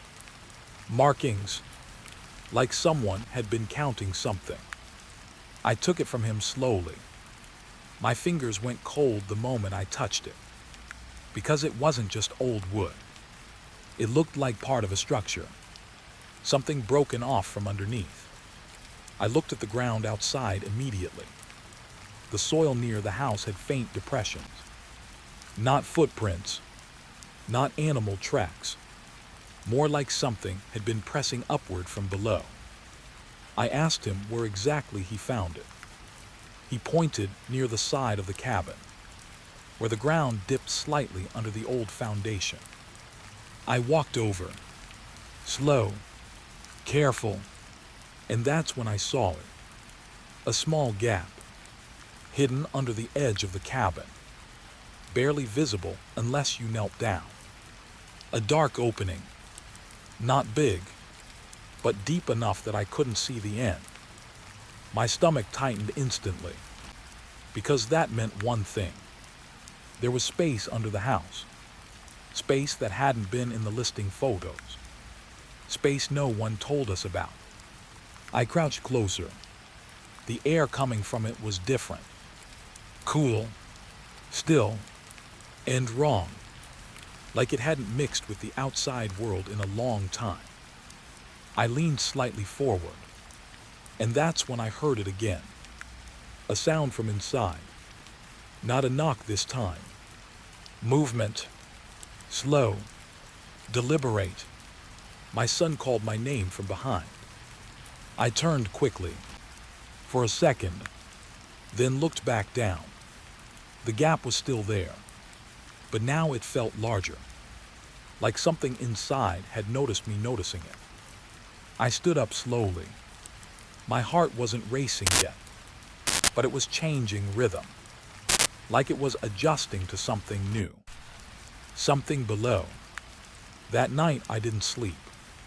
I stayed near the living room, watching the floor, waiting, trying to convince myself it was nothing. But around midnight, the sound came back, not from one place, but everywhere under the house. Soft movement, shifting, like something turning over beneath us. And in that moment, I understood something I didn't want to understand. We weren't alone in the cabin. We were just the ones who moved in after it was already occupied. And somewhere below the floorboards, something had started to move closer to where we slept. It started with my son saying something I almost ignored. "Dad, the floor is talking again." He said it while eating breakfast like it was normal, like floors talk in every house. I looked at him for a second too long. Then I tried to smile. "What do you mean talking?" He shrugged, like whispering under my bed at night. My wife froze for half a second before continuing to pour tea. That half second told me everything I needed to know, because she heard it too. But neither of us wanted to say it out loud. Not yet. We were trying to keep the idea of normal alive, even if it was already cracking. That night I checked his room first. I told him I would fix the sound problem, like it was a pipe issue, or an insect, something simple, something fixable. But when I stepped inside his room, the air already felt different. He was asleep, small lamp on, breathing steady. I stood near his bed and listened. At first, nothing, just the house settling, the forest outside pressing against the walls with its usual silence. Then I heard it, so faint I almost missed it. Not a voice, not fully, more like breath trying to become words. I knelt slowly, pressed my ear closer to the floorboards, and that's when it became clear. A whisper, broken, slow, like someone speaking through something heavy. Not sleeping yet. My entire body locked. I pulled back instantly, looked at my son. He was still asleep, peaceful, no reaction, no sign he could hear what I just heard. I stayed there for a long time, waiting for it to return. But it didn't, like it only spoke when it was sure someone was listening. I left the room slowly. Didn't tell my wife everything. Just said I checked it. But she looked at my face and knew I was lying. Because fear has a shape in people's expressions. And mine wasn't hiding well anymore. That night things got worse. Not suddenly. Slowly. Which is always worse. Around midnight, my son came into our room. He didn't knock, just stood by the door, silent. My wife turned on the light immediately. "What's wrong?" He didn't answer right away, just looked at the floor, then said something that made my chest tight. "They're talking louder now." I sat up instantly. "Who is?" He pointed at the hallway. "Under everything." My wife pulled him closer. I stood up and walked with him back to his room. Every step felt heavier than the last, like the house was resisting my movement. When we reached his room, I stopped, because I could already hear it, even before he said anything. The whispering wasn't under the bed anymore. It was everywhere under the floor, like the entire foundation had learned how to speak at once. I crouched slowly, pressed my hand to the wood. Cold, too cold. And then, clearer this time, multiple voices, overlapping, not shouting, never shouting, just speaking in broken rhythm, like fragments of sentences trying to become whole. "Stay under. Don't wake. I still hear." My hand pulled away fast. My breathing changed instantly. My wife stood behind me now. She had heard it too. There was no pretending anymore. We were all in the same moment now.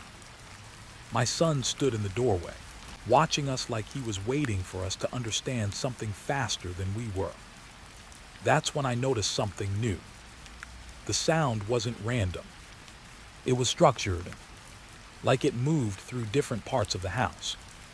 Bedroom to hallway, hallway to living room to kitchen. Like something underneath was traveling, not physically above ground, but beneath it, mapping the house from below. My wife whispered, "We need to leave." I nodded immediately. No argument, no hesitation, just agreement. Because whatever this was, it was no longer just a sound problem. It was awareness. The house was aware of us now. We packed quickly, too quickly, like speed could protect us from understanding. But as we moved through the house, the whispers followed. Not louder, closer, always closer. Every room we entered, the floor felt slightly different, like pressure shifted beneath our steps, like something below was adjusting to our movement. My son stopped near the hallway. "Dad." I turned. He was pointing at the floor. "Why is it repeating me?" I froze. "Repeating what?" He whispered softly. "Everything I think." I felt my stomach drop, because I realized something I didn't want to accept. The whispers weren't random speech. They were responses, or reflections, or worse, listening. We reached the front door. I grabbed the handle, turned it, locked. I checked again. Still locked. That didn't make sense. I had not locked it. I never lock it during movement. My wife stepped closer. "Did you?" I shook my head. "No, I hadn't." I turned the key. Slow. And that's when the whispering stopped. Instantly. Complete silence. The sudden absence felt heavier than the sound itself. We all paused. Not moving. Waiting. Because silence here didn't feel like relief anymore. It felt like attention. Like something had stopped speaking, because it had finished arranging us in its mind. Then the floor creaked. Not random. Not settling. A single movement. Right under the center of the house. We all felt it, even without sound. Like pressure rising through wood. My son whispered, "It's coming closer." My wife grabbed his hand tighter. and I realized something I hadn't before. The whispers weren't getting louder. They were getting organized, like language forming structure, like learning.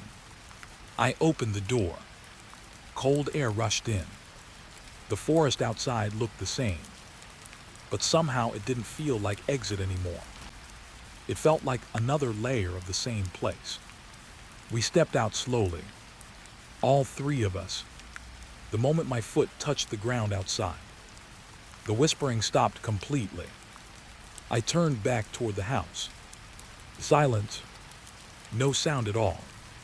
Then my son spoke softly. "They're still talking." I looked at him. "What?" He pointed at the ground.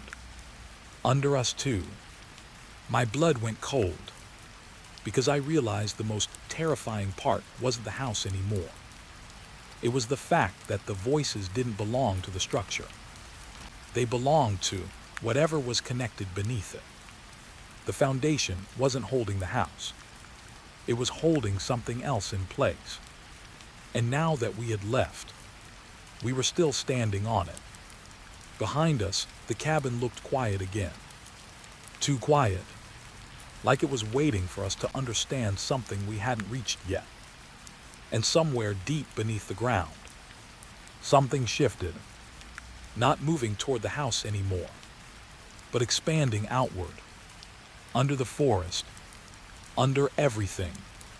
I didn't go down because I wanted to. I went down because I stopped believing the house would let us stay above it for long. The whispering had changed everything. It wasn't just sound anymore. It was direction, like something under us had started pointing, and we were standing right where it wanted. My wife kept saying we should leave immediately. Pack everything, take the car, don't think. But I couldn't move. Not yet. Because the floor wasn't just talking at night anymore. It was remembering us. And that's what pushed me toward the crawl space opening again. The same gap I had seen before. Under the cabin edge. Hidden in shadow and soil. This time, I didn't need to search for it. It felt easier to find. Like it was waiting. I crouched near the side of the house, my flashlight shaking slightly in my hand. My son stood behind me quietly, not asking questions anymore, just watching. That scared me more than anything, because children don't go silent unless they already know something is wrong. The opening was still there, but it looked clearer now, wider, not physically, just perceptually, like my mind couldn't ignore it anymore. Cold air came from inside, slow, steady, not like wind, like breathing through space that had never seen light. My wife called my name from behind. I didn't answer. I shouldn't have gone in. I knew that. But there's a moment when fear stops being a warning and starts becoming curiosity. That's what happened to me. I lowered myself first, then my shoulders, then my body slipped into the crawl space opening. The moment I entered, the world changed. The light outside didn't just fade. It disappeared completely behind me. Not darkness, separation. Like I had crossed a line the house had been drawing for a long time. My flashlight clicked on. The beam showed wooden supports, old beams, dirt walls, and tight space that forced me forward on my knees. The air was thick, dusty, but underneath it, something else. A faint smell, not decay, not mold, something closer to warmth, like human presence had stayed here too long without leaving. I moved forward slowly, each crawlboard creaking under me. Every sound felt too loud, too exposed, like the crawl space itself was listening through vibration. Then I saw the first mark, scratches on the wood, not random, lines, counting marks, Dozens of them. My breath slowed, because counting marks mean time. And time means someone stayed here long enough to track it. I moved deeper. The space widened slightly, just enough to let me shift from crawling to crouching. That's when I saw it. A sleeping area, right under the house, neatly arranged. Too neat. A thin mattress laid flat on the ground, folded blankets stacked beside it, a small pillow placed carefully at the top, like someone had left in a hurry, but still cared about order. My chest tightened, because abandoned spaces don't stay arranged like that. Not unless someone kept returning. I knelt beside it slowly, my flashlight beam scanning every detail. The fabric wasn't old and rotten like it should have been.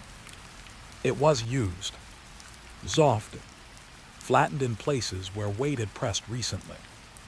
Very recently. I touched the edge of the blanket. Warm, still warm. My hand pulled back instantly. My heart started beating harder now, because warmth means presence, and presence means time is wrong. Something here had been here, recently enough to leave heat behind. I looked around fast. The crawl space stretched further in both directions now, longer than the cabin above should allow. That was my first real realization that something about this space didn't match the structure above it. It felt bigger underneath, always bigger. I moved further in, and that's when I found more things. A second sleeping area, then a third, all arranged the same way, all slightly different, like different versions of the same life. My throat tightened, because this wasn't random hiding. This was routine. Someone wasn't just surviving here. They were living here. For a long time. My flashlight caught something metallic on the ground. I picked it up slowly. A small spoon, bent slightly, used too many times. My fingers went cold instantly, because small personal objects mean one thing: identity. And identity means someone stopped being temporary a long time ago. Then I heard it. A soft movement behind me. Not fast, not sudden, just deliberate shifting of weight. I froze, every muscle locked, slowly turned my head. Nothing, just the crawl space stretching into darkness. But the silence had changed again. It wasn't empty anymore. It was shared. I whispered without meaning to. Hello. My voice didn't feel like it belonged to me in this space. It felt too loud, too foreign. No answer, but the air shifted slightly after I spoke, like something had reacted without sound. I moved back toward the main sleeping area slowly, and that's when I saw the most disturbing thing. The mattress wasn't empty.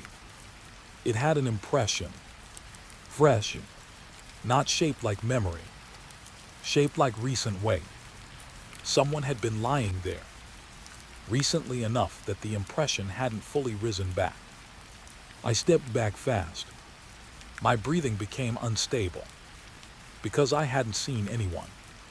Not once, but everything here suggested someone had just left, or was still here, watching, waiting. Then I noticed something carved into the wooden beam above the sleeping area. A sentence, not random scratches, not marks, words, faint but readable. You always come down eventually. My breath stopped. My flashlight flickered slightly. Once, twice, then steadied. But the light felt weaker now, like the crawl space was absorbing it. I stepped backward instinctively, and that's when I heard it. Breathing, very close, right behind me. Not fast, not aggressive, Just steady, controlled, human enough to understand, but wrong enough to feel unnatural. I didn't turn immediately, because I already knew what I would see. Instead, I spoke again, my voice shaking. "Who is here?" A pause. Then, a whisper answered, not from far, not from deep, right beside my ear. "You already met me." My entire body went cold, because I hadn't met anyone. Not physically, not face to face. But then I remembered something I didn't want to. The footprints, the voices under the floor, the recording device, the breathing beneath the house. All of it had patterns. All of it had consistency. And all of it reacted to me like I was expected. I finally turned. Slowly, my flashlight beam cutting through the crawl space. And for the first time, I saw movement. Not fully formed, just shifting silhouette in the far end of the crawl space. Standing, still, perfectly still, like it had been there the entire time I was discovering everything. Watching me discover it. I backed away slowly, my hand brushing the sleeping area again, without meaning to. The mattress was cold now. The warmth was gone, as if presence had just moved elsewhere. Or closer. I don't know which is worse. I crawled backward toward the entrance. Fast now. No longer careful. Just escaping. The crawl space felt narrower on the way out. Like it was tightening behind me. Like it didn't want me leaving with awareness. When I finally reached the opening, I pulled myself out fast. Fell onto the ground outside. Breathing hard. My wife rushed toward me. "What did you see?" I couldn't answer immediately, because my mind was still inside that space. Still hearing that whisper. "You already met me." I finally stood up. Looked back at the crawl space opening. Dark. Silent. Normal again. But I knew something had changed. Because now I understood something I didn't before. The house didn't just have a crawl space. It had someone using it. And that someone didn't feel like a past resident anymore. It felt like current infrastructure. Part of the house itself. As I stood there, staring at the opening, I realized one final thing that made my stomach drop completely. The sleeping space I found wasn't abandoned. It was prepared for when I finally came down far enough to find it. I found the paper folded inside the wall, like it had been waiting for my fingers. Not hidden in a normal way. Not shoved. Placed carefully, like someone wanted me to find it only after I had already heard too much, seen too much, and stopped trusting the idea of normal walls. It was stuck under the insulation, near the crawl space entry. I only noticed it because the wood there felt softer, almost hollow. When I pulled it open, the insulation didn't fall. It parted, like it had been arranged around something. My flashlight hit the paper first. Yellowed, thin, covered in handwriting. Too neat to be random. Too steady to be panic. Just a list. Simple words. Rules. My chest tightened before I even read the first line. Because rules in a place like this don't mean safety. They mean experience. Someone had stayed here long enough to learn what not to do. I unfolded it slowly. My hands were shaking without permission. And I read. The first line was short. "Do not speak when the house is listening." I froze. Listening. That word didn't feel symbolic here. It felt literal. I looked around instinctively. The cabin above me was silent. But silence here didn't feel empty anymore. It felt attentive, like it had already heard everything I was thinking. My eyes went back to the paper. Second rule: do not answer from below. My throat tightened. Below. Always below. The crawl space. The foundation. The place that breathed. My mind flashed back to every whisper I heard under the floor. Every knock. Every voice that felt too close to reality. I kept reading. Third rule: if you hear your voice under the boards, do not follow it. My stomach dropped, because I had heard my voice. Not once, not clearly at first, but it had been there, layered under recordings, mixed into whispers. I remember thinking it was imitation, but now it felt like something else. Replication, or rehearsal. I swallowed hard and continued. Fourth rule: the house repeats what you ignore. That line didn't make sense at first. Then it did.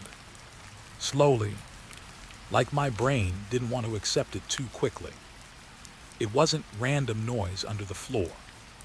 It wasn't just haunting. It was learning. My breathing got shallow. I looked toward the crawlspace entrance without meaning to. Dark, still, but suddenly it didn't feel like an opening. It felt like a mouth that had already spoken too much and was waiting to learn more. I kept reading. Fifth rule: never correct the sounds, they improve. My hand actually trembled harder at that one. Improve. Not stop. Not fade. Improve. Like repetition wasn't decay. It was development. Like the house wasn't breaking down. It was refining something. My skin went cold. I forced myself to read the last line. Sixth rule: if all rules are broken, the house becomes aware of the occupant fully. That was it. No explanation. No signature. Just those words. And then empty space below. Like the rest of the page didn't exist. I stood there for a long time. Not moving. Not breathing properly. Because something about that final line didn't feel like warning.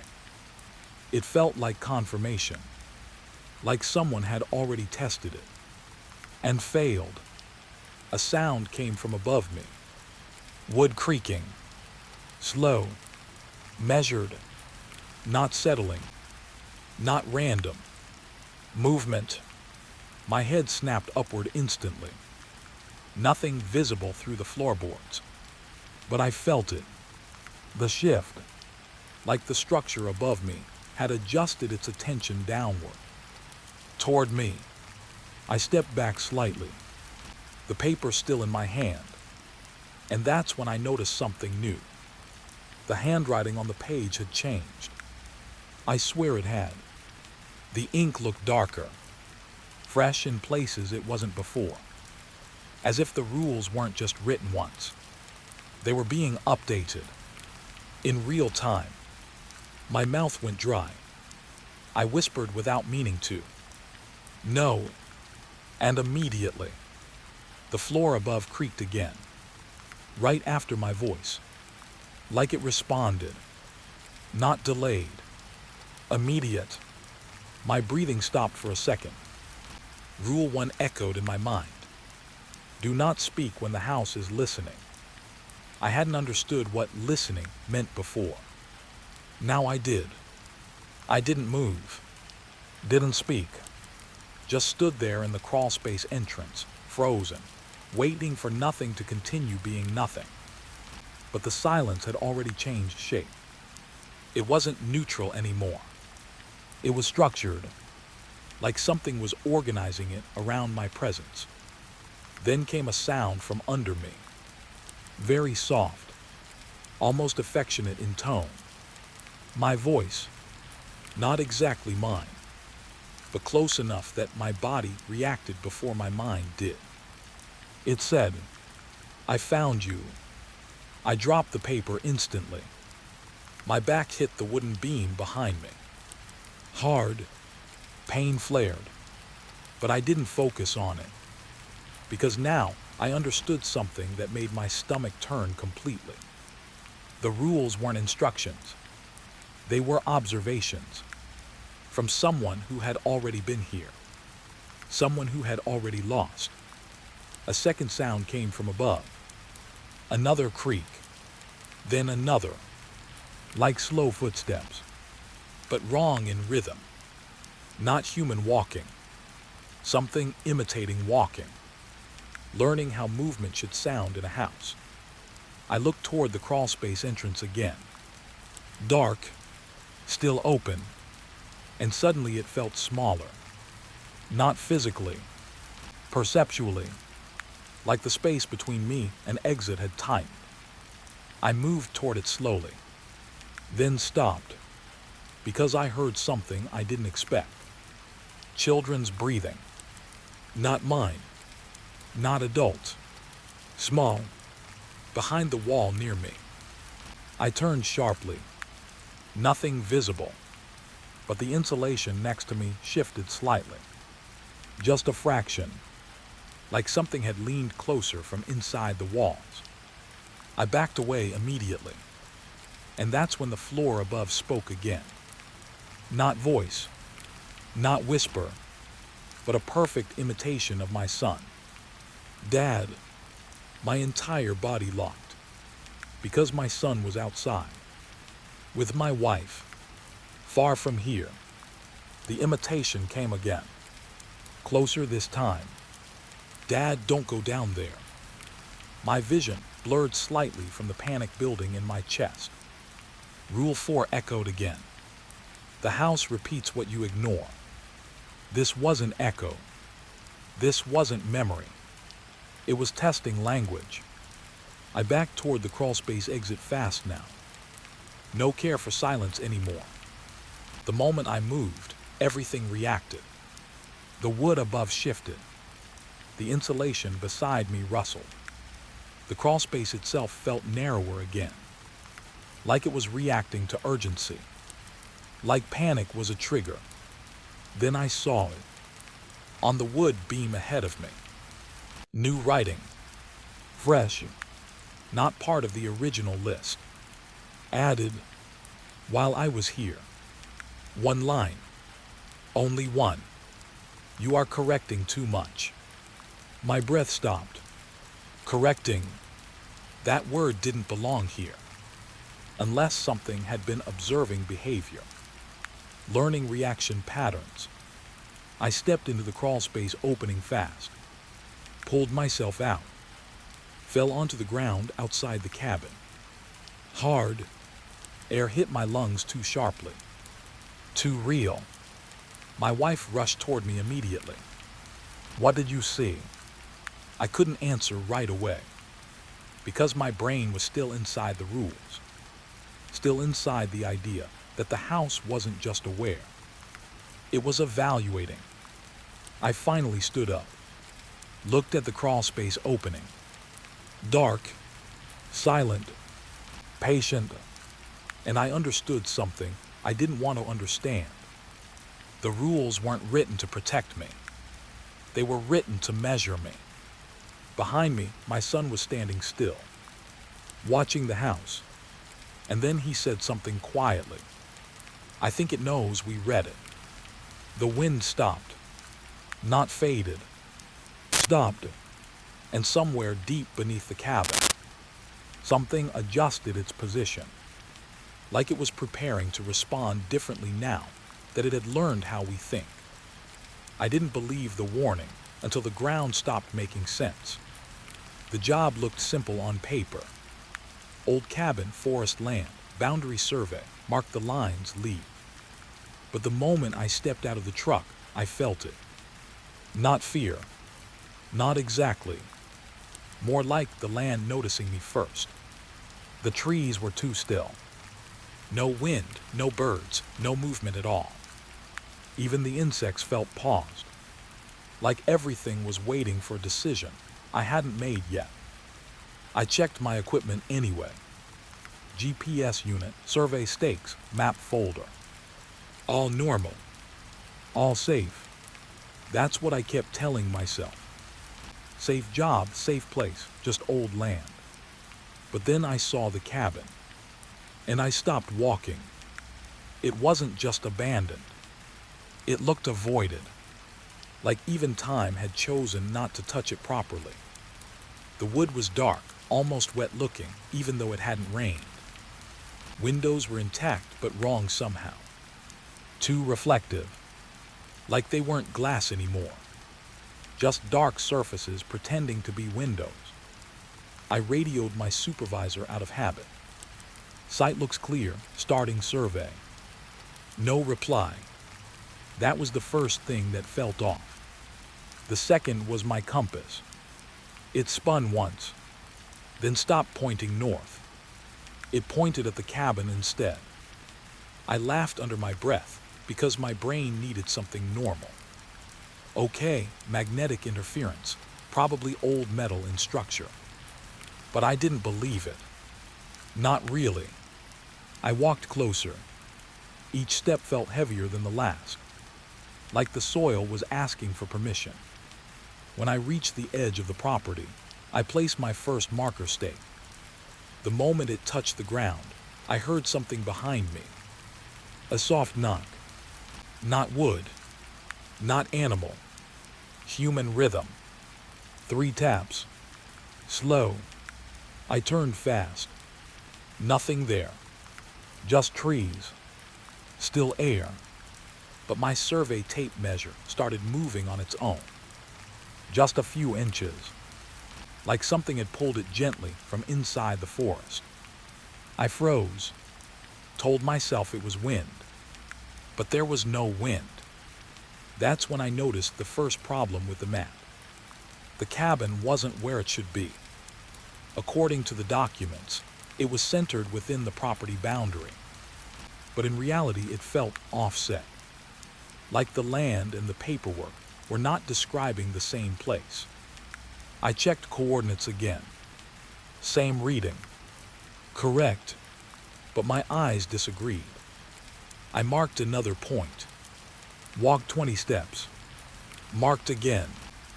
And that's when I saw it. The second stake I placed was already there. Old. Weathered. Half buried in soil like it had been there for years. But I had just placed mine seconds ago. I stepped closer. Tried to pull it out. It didn't move. Not even slightly. That's when my breathing changed. Because stakes don't lock into ground like concrete unless they've been sitting for a long time. I checked my bag. My first stake was still there. Unused. Perfectly clean. My mind tried to reset. Double placement error. Human mistake. Easy explanation. But my stomach didn't agree. Because the older stake wasn't just similar. It was identical. Same markings. Same scratches. Same tape wrap at the top. As if it had copied mine before I even used it. A cold thought came without permission. What if I'm not the first surveyor here? I pushed it away. Moved forward. The cabin got closer. But now I noticed something worse. The ground was uneven in a pattern. Not random. Measured. Like survey lines had already been drawn into the soil long before me. I knelt down and touched it. The soil felt compact.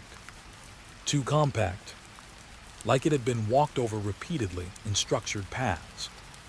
Not forest movement. Human planning. Then I heard it again. 3 knocks. Closer this time. Behind the cabin. I stood up fast. Heart starting to pick up rhythm. I walked toward the sound. Slow. Careful. Every instinct telling me to stop. But surveyors don't stop because of instinct. We stop because of data. And I didn't have data yet. Just noise. When I reached the side of the cabin, I saw something that made my stomach tighten. Survey marks. Old ones. Faded paint on wood. Boundary lines drawn directly onto the cabin wall. But not normal markings. They didn't match any official system. They curved slightly, almost like handwriting, like someone had drawn property boundaries the way a person might draw veins. And beneath them, names scratched into the wood. Dozens, some fresh, some old. One caught my eye immediately.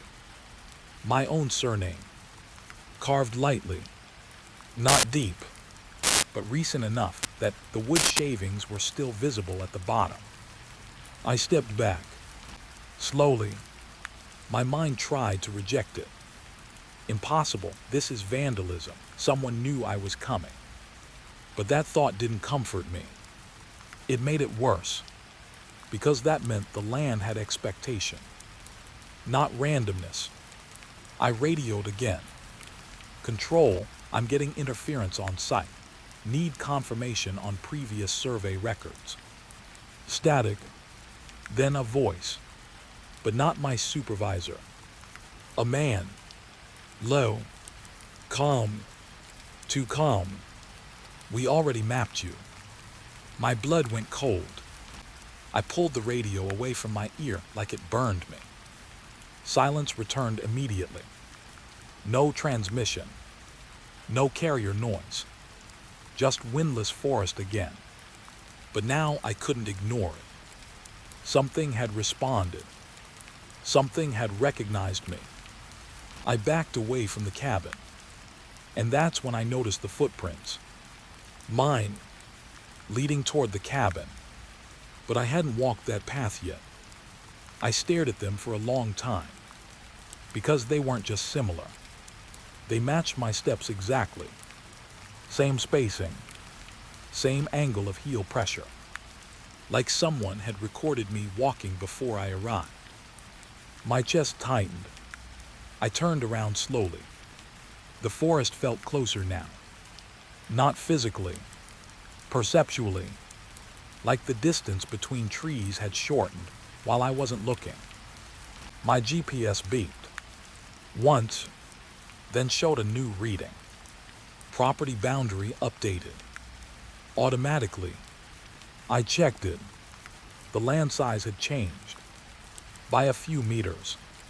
Inward, tighter, like something had pulled the edges closer while I was standing inside it. That's when I understood the worst possibility. This wasn't abandoned land. It was active documentation. Something was still measuring, still correcting, still updating. From inside the system, I looked back at the cabin, and the window reflected something behind me. I turned instantly. Nothing there, but the reflection stayed a second too long, like it was waiting for me to confirm what I saw. I didn't want to look again, but I did, and this time I saw movement inside the cabin. Not clear, just silhouette, standing still, facing me, not approaching, just watching, waiting for me to finish my job. My hands started shaking.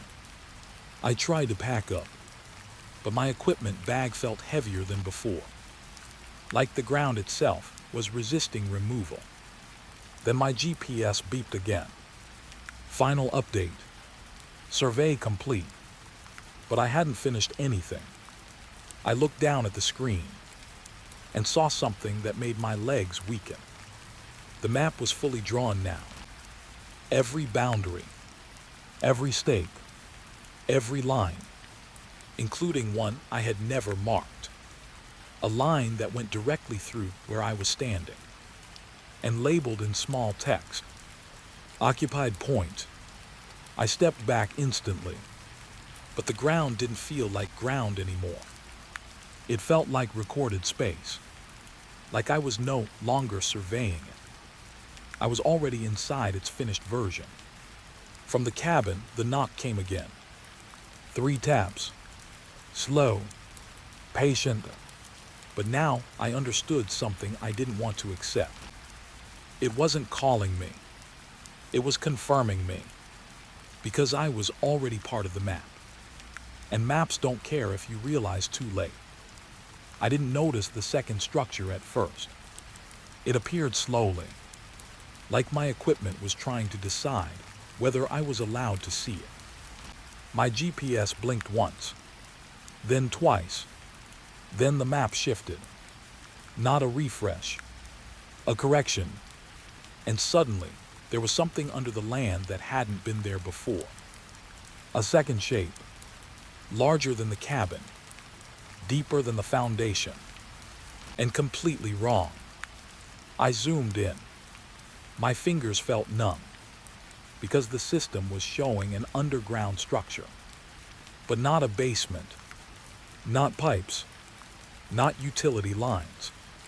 This was organized space. Rooms, corridors, dead straight walls, perfect geometry under uneven forest ground. I whispered without thinking, "This is not in the report."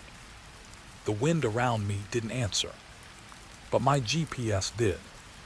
It recalculated again, and the structure expanded slightly, like it was reacting to my attention. I pulled out the official blueprint folder, hands shaking now. I spread it over the hood of my truck. Everything there was simple. Cabin footprint, small crawl space, no basement, no sub-level design. Nothing even close to what I was seeing. I looked back at the GPS. The underground shape hadn't changed. It had stabilized, like it was confident now, like it had been verified. My throat felt tight. I forced myself to walk back toward the cabin. Each step felt heavier than before, because now the land wasn't just being measured. It was responding. When I reached the cabin, I placed the scanner on the ground. Standard protocol. Ground penetrating survey pulse. I triggered the scan. The device hummed softly. Normal at first. Then the screen flickered. 1 layer. 2 layers. 3. Then something appeared beneath everything else. A full network. The shape wasn't random. It was structured like a facility. Not natural expansion. Not soil distortion. Rooms aligned in repeating patterns. Like someone had designed it to be lived in. Or kept. My stomach tightened. Because no one had ever filed a structure like this. No permits. No records. No excavation logs. I checked the depth readings. 10 meters. 12. 15. It kept going. The deeper it went, the more stable it became. That was the worst part. Underground space usually breaks apart in scans. It distorts, collapses in resolution. But this one got clearer the deeper it went, like it wanted to be seen. I whispered again, "This can't be real." And immediately the scanner beeped. A confirmation tone. Not error. Not warning. Confirmation. My breath stopped, because the system wasn't questioning the structure. It was accepting it. I turned slowly toward the cabin. The wooden walls looked normal, but now I knew better. Normal was just the surface layer. Everything else was underneath. My scanner suddenly updated again. New layer detected. I looked down and saw something that made my entire body go cold. A smaller structure inside the larger one. Exact replica of the cabin above, but inverted, like a reflection buried in soil. I stepped back without thinking. My boot hit something solid behind me. I turned fast. A survey stake. Not mine. Older. Weathered. Same again. I didn't remember placing it, but my equipment log showed it. Time stamped 10 minutes ago. My breathing got faster because I hadn't placed anything in 10 minutes. I checked the scanner again. The underground structure had changed. It now showed movement. Not people, not animals. Shift. Small positional changes inside the layout. Like something inside was adjusting its orientation to match mine above ground. I backed away from the cabin slowly, trying to reset my thoughts, trying to separate data from imagination. But then the scanner did something new. It zoomed automatically, downward, to a single point, marked in red. I didn't select it. It selected itself. Label appeared. Observer position. My stomach dropped instantly. Observer. That meant me, or something that matched me. I looked at the ground. Just dirt, grass, nothing visible. But the scanner insisted. The red point didn't move. It stayed locked beneath me, directly under my feet. I stepped away quickly. The red point followed. Same distance, same alignment, always under me. My pulse started rising fast. I turned the scanner off. It didn't shut down immediately. The screen stayed lit for a second longer than it should have. Then it displayed one final update. Surface misalignment detected. Then it went black. I stood there in silence, not moving, because now I understood what that meant. The structure below wasn't just under the land. It was aligned to the observer, to whoever was measuring it, to whoever was standing on top of it. I looked at the cabin again, and for the first time, I didn't feel like I was outside it. I felt like I was the reference point it was built around. My radio crackled suddenly. I grabbed it immediately. Control, do you copy? Static at first, then a voice. Not my supervisor again. The same calm tone from before. You are standing correctly now. My hands tightened around the device. Who is this? This is not in any system. A pause. Then the voice answered. You are in the system. My throat went dry. I looked down at the scanner again. It had turned back on, without me touching it. The underground structure was fully visible again. But now something new had appeared. A second observer point. Not labeled, just marked. It was moving, slowly, circling my position from below.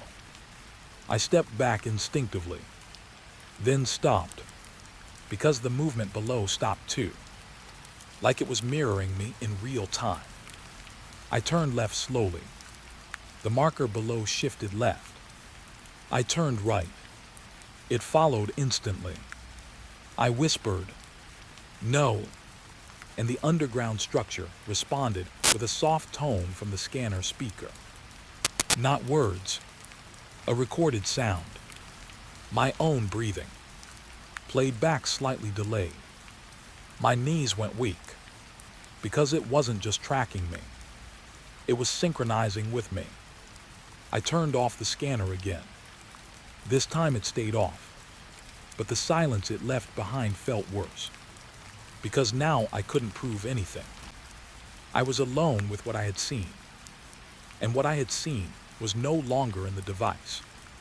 It was in my head. I started walking back toward the truck, fast, trying to leave the site, trying to reset distance. But halfway there I stopped, because the ground felt different. Not softer, not harder, just aware.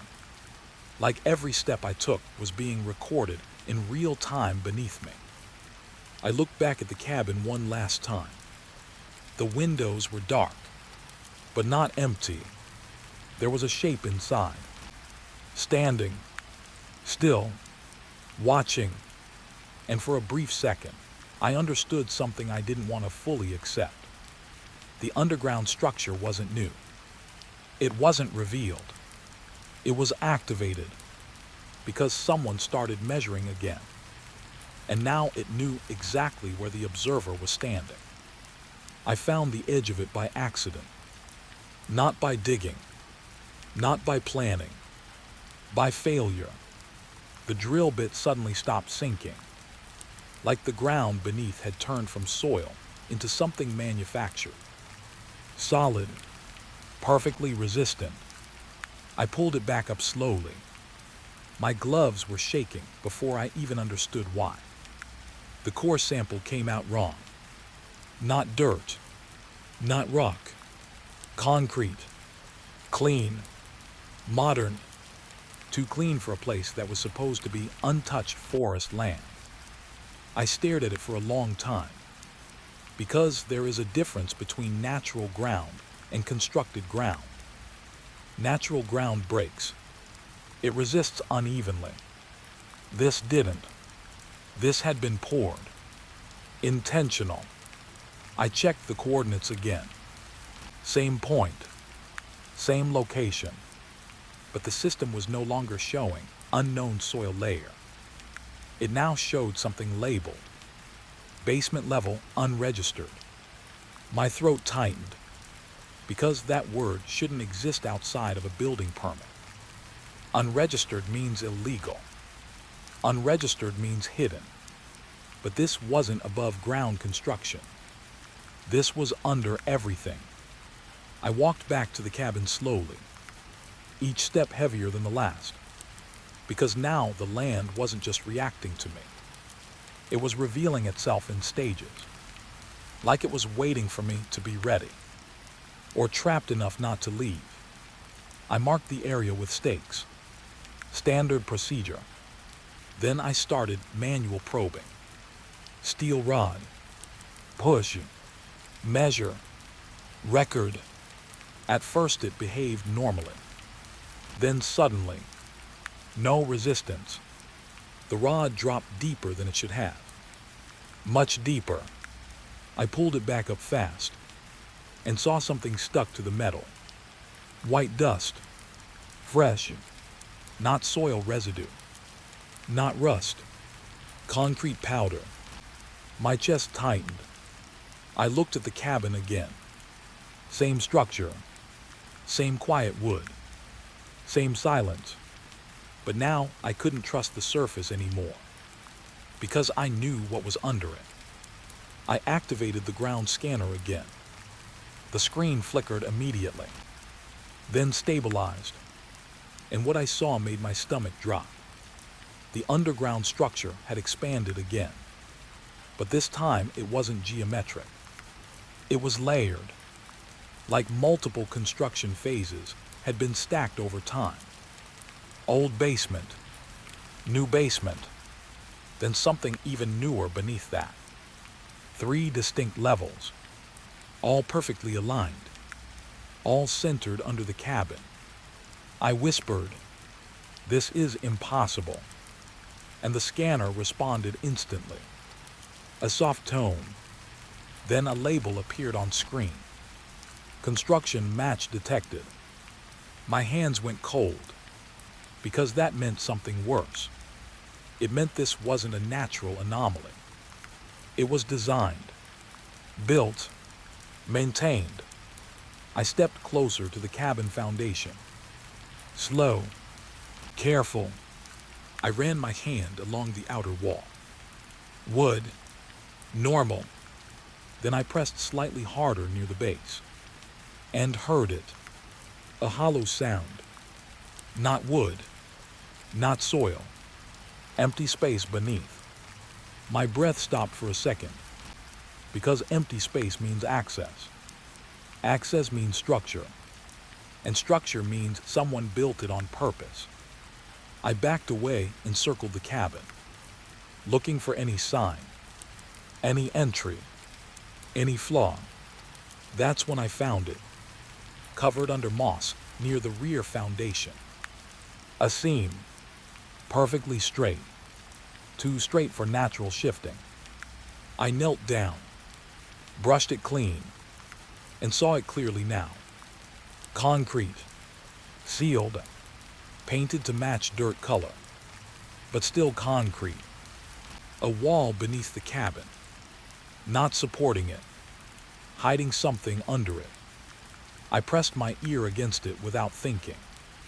At first, nothing, then a sound, very faint, mechanical, not natural movement, not wind, something like a distant tool being used. Slow, controlled, like construction continuing somewhere out of sight. I pulled back instantly. My heart was already racing, because buildings don't make sounds after they're finished, unless something inside them is still being used. I went back to the scanner, checked depth readings again. The third layer was now active, but something new had appeared. A fourth signal, very weak, unstable, but present. I zoomed in and froze, because the label wasn't structural. It was positional, occupied interior zone. My throat went dry. Interior means inside, not beneath. Inside what?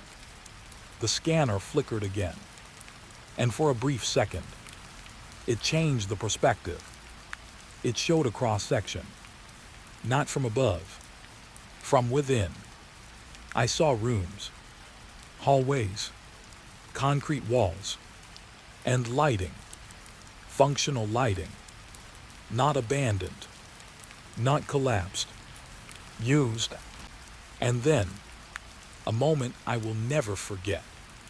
A shadow moved across the hallway inside the scan. Slow, human-shaped, then stopped, facing directly upward, toward the surface, toward me. The scanner immediately glitched out. Static filled the screen. Then it shut off completely. I stepped back fast, my breathing unstable now, because that wasn't a structural error. That was awareness. Something down there had noticed the scan. Not the land, not the system, something inside. I looked at the cabin again, and suddenly it didn't feel like a house sitting on land. It felt like a lid, a cover, a controlled surface layer. My radio crackled. I almost didn't pick it up, but I did.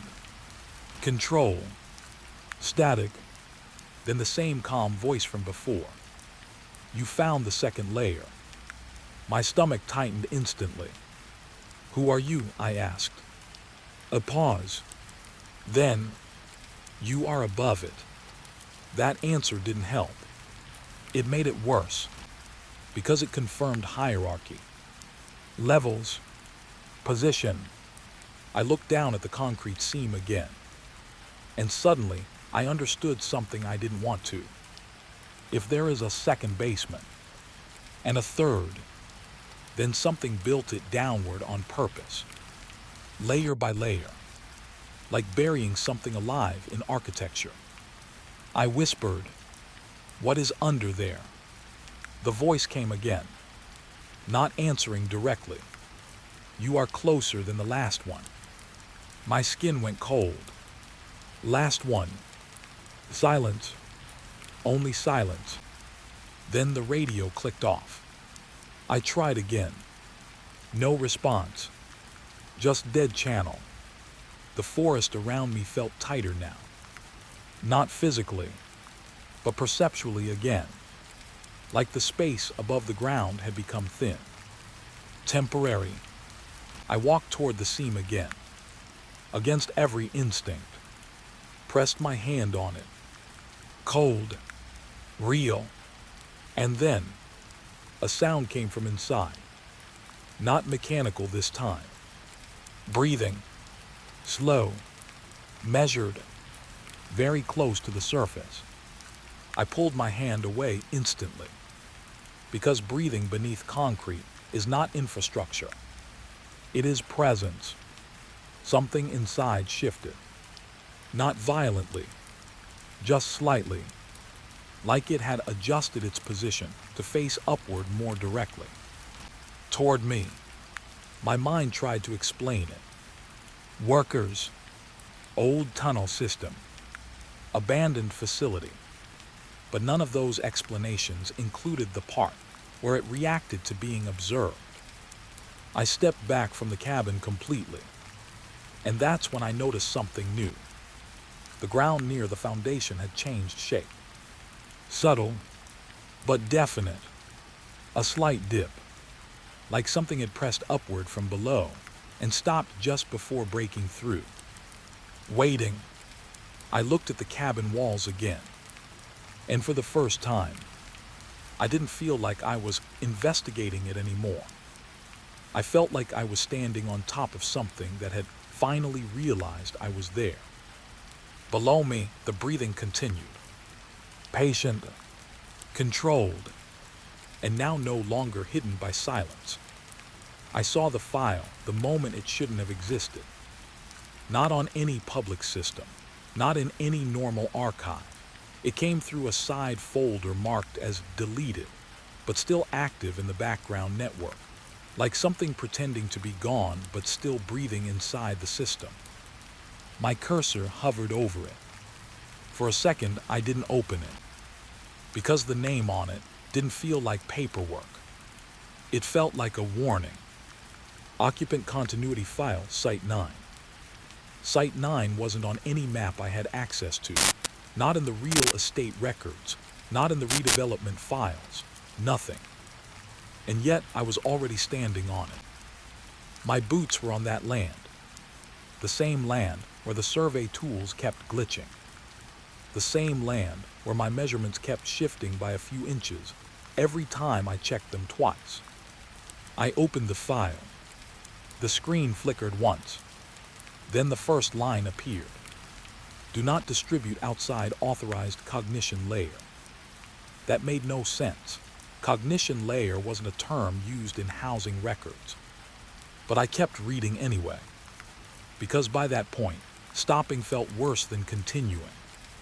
The file had a date at the top, old, classified, then reclassified, then partially erased.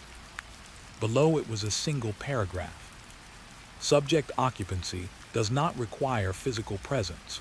Site adapts to occupant memory imprint. Removal attempts result in structural refusal. I leaned back in my chair. Memory imprint. That phrase hit wrong. Like the building wasn't being lived in. Like it was being remembered into existence. My phone buzzed beside me. A message from my supervisor. Any update on Site 9 survey? I didn't reply. Instead, I kept scrolling. There were pages of entries, each one labeled like case notes. Entry 1. Occupant detected without entry event. Entry 2. Interior space increased overnight. No construction recorded. Entry 3. Witness reports hearing breathing beneath floor, but only during silence conditions. I stopped there. Breathing beneath floor. My stomach tightened, because I had heard something similar. The cabin wasn't loud. It never was. But in the quiet moments, when everything stopped, I had started noticing something. Not a sound exactly. More like a pressure. Like the house was holding its own breath. I forced myself to keep reading. Entry 7 made my hand go cold. Occupant behavior stabilized after isolation period. Communication attempt recorded through structural vibration. Below it was a note. Knocking pattern corresponds to human response logic, not random.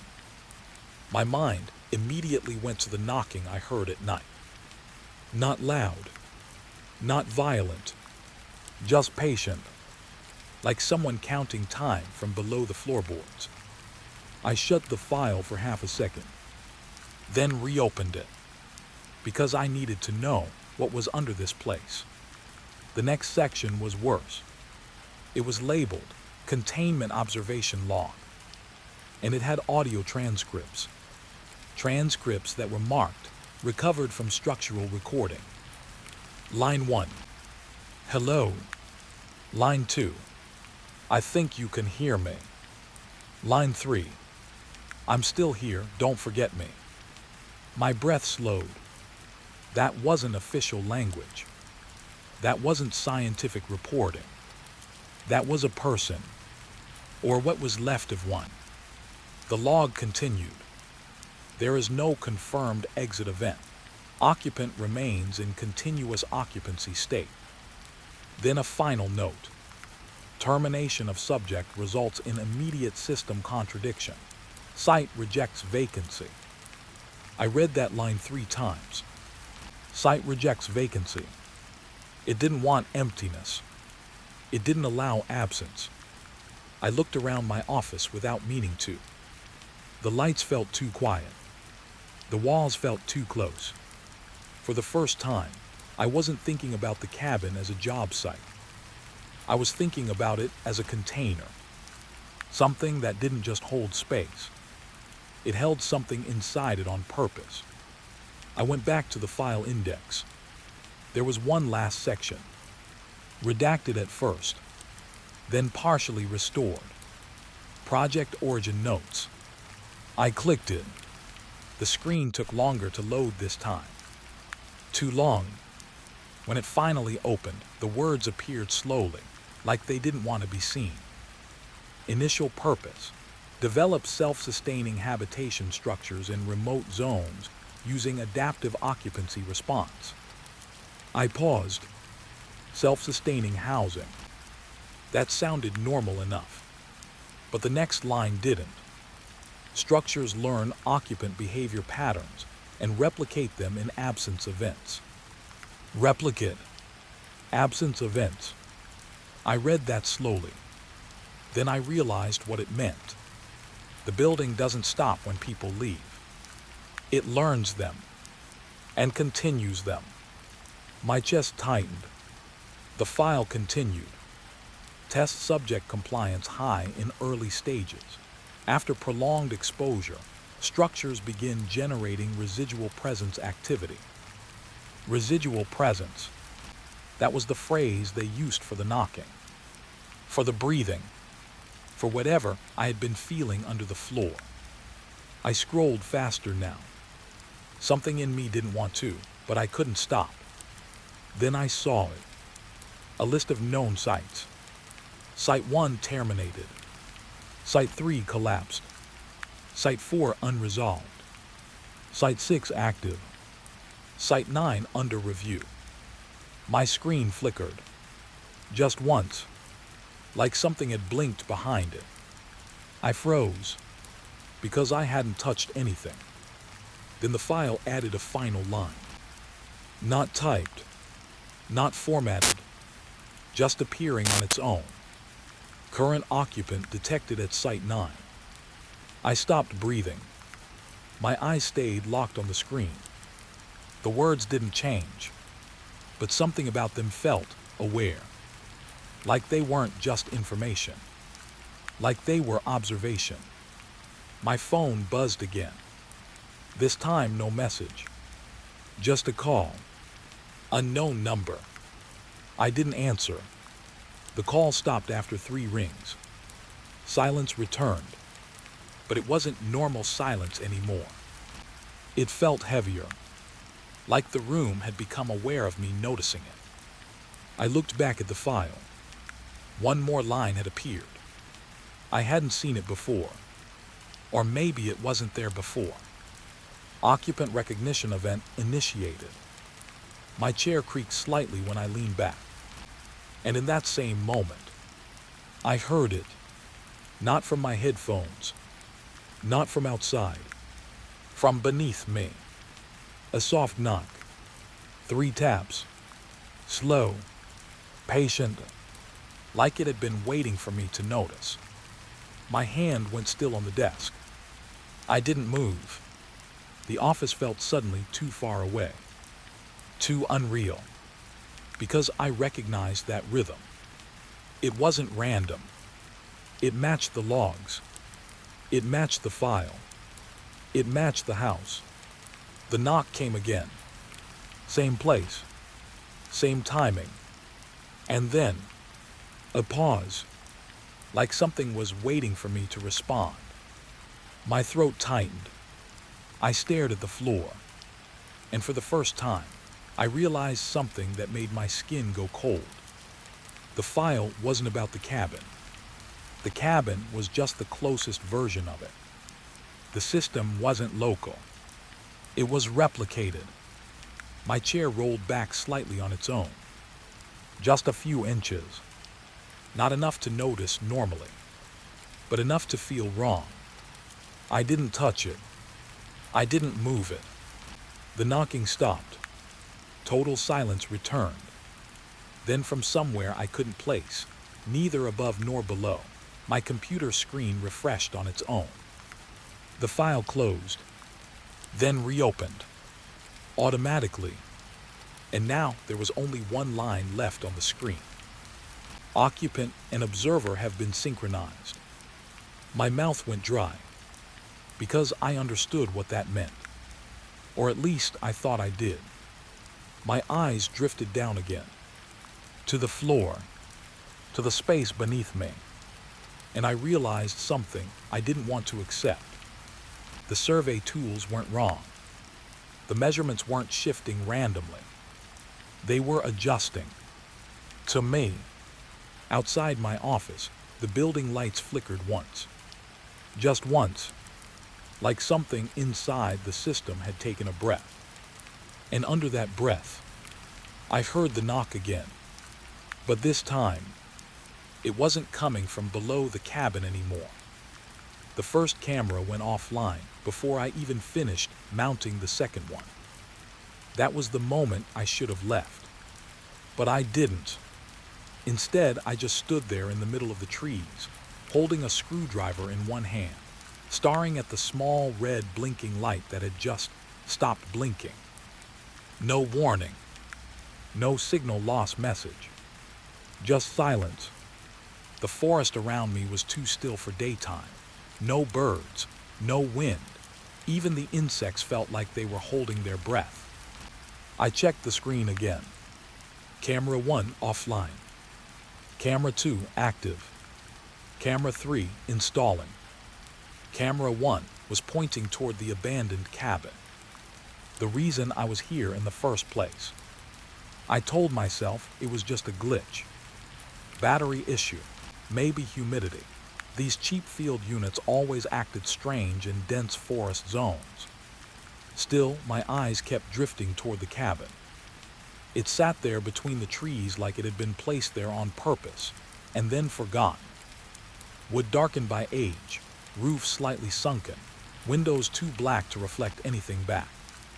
I had read the reports before coming here. Abandoned property, no official owner listed, no maintenance history, no demolition approval. Just a blank spot in land records. That alone made it interesting for ecological monitoring. Animals tend to reclaim forgotten places. That was my job, tracking that return. At least, that's what I told my supervisor. But the truth was, I didn't expect the cabin to feel like it was already watching me. A soft beep pulled me back. Camera 2 connected. Live feed appeared on my tablet. I saw myself in the frame, crouched near a tree line adjusting the mount. Normal. Safe. Then something moved behind me. I froze. Turned quickly. Nothing. Just trees. But when I looked back at the screen, the movement was still there. Behind my recorded self. A shape between the trees. Not fully visible. Not clear enough to identify. Just wrong in how it stood still. I leaned closer. Zoomed in. The image pixelated.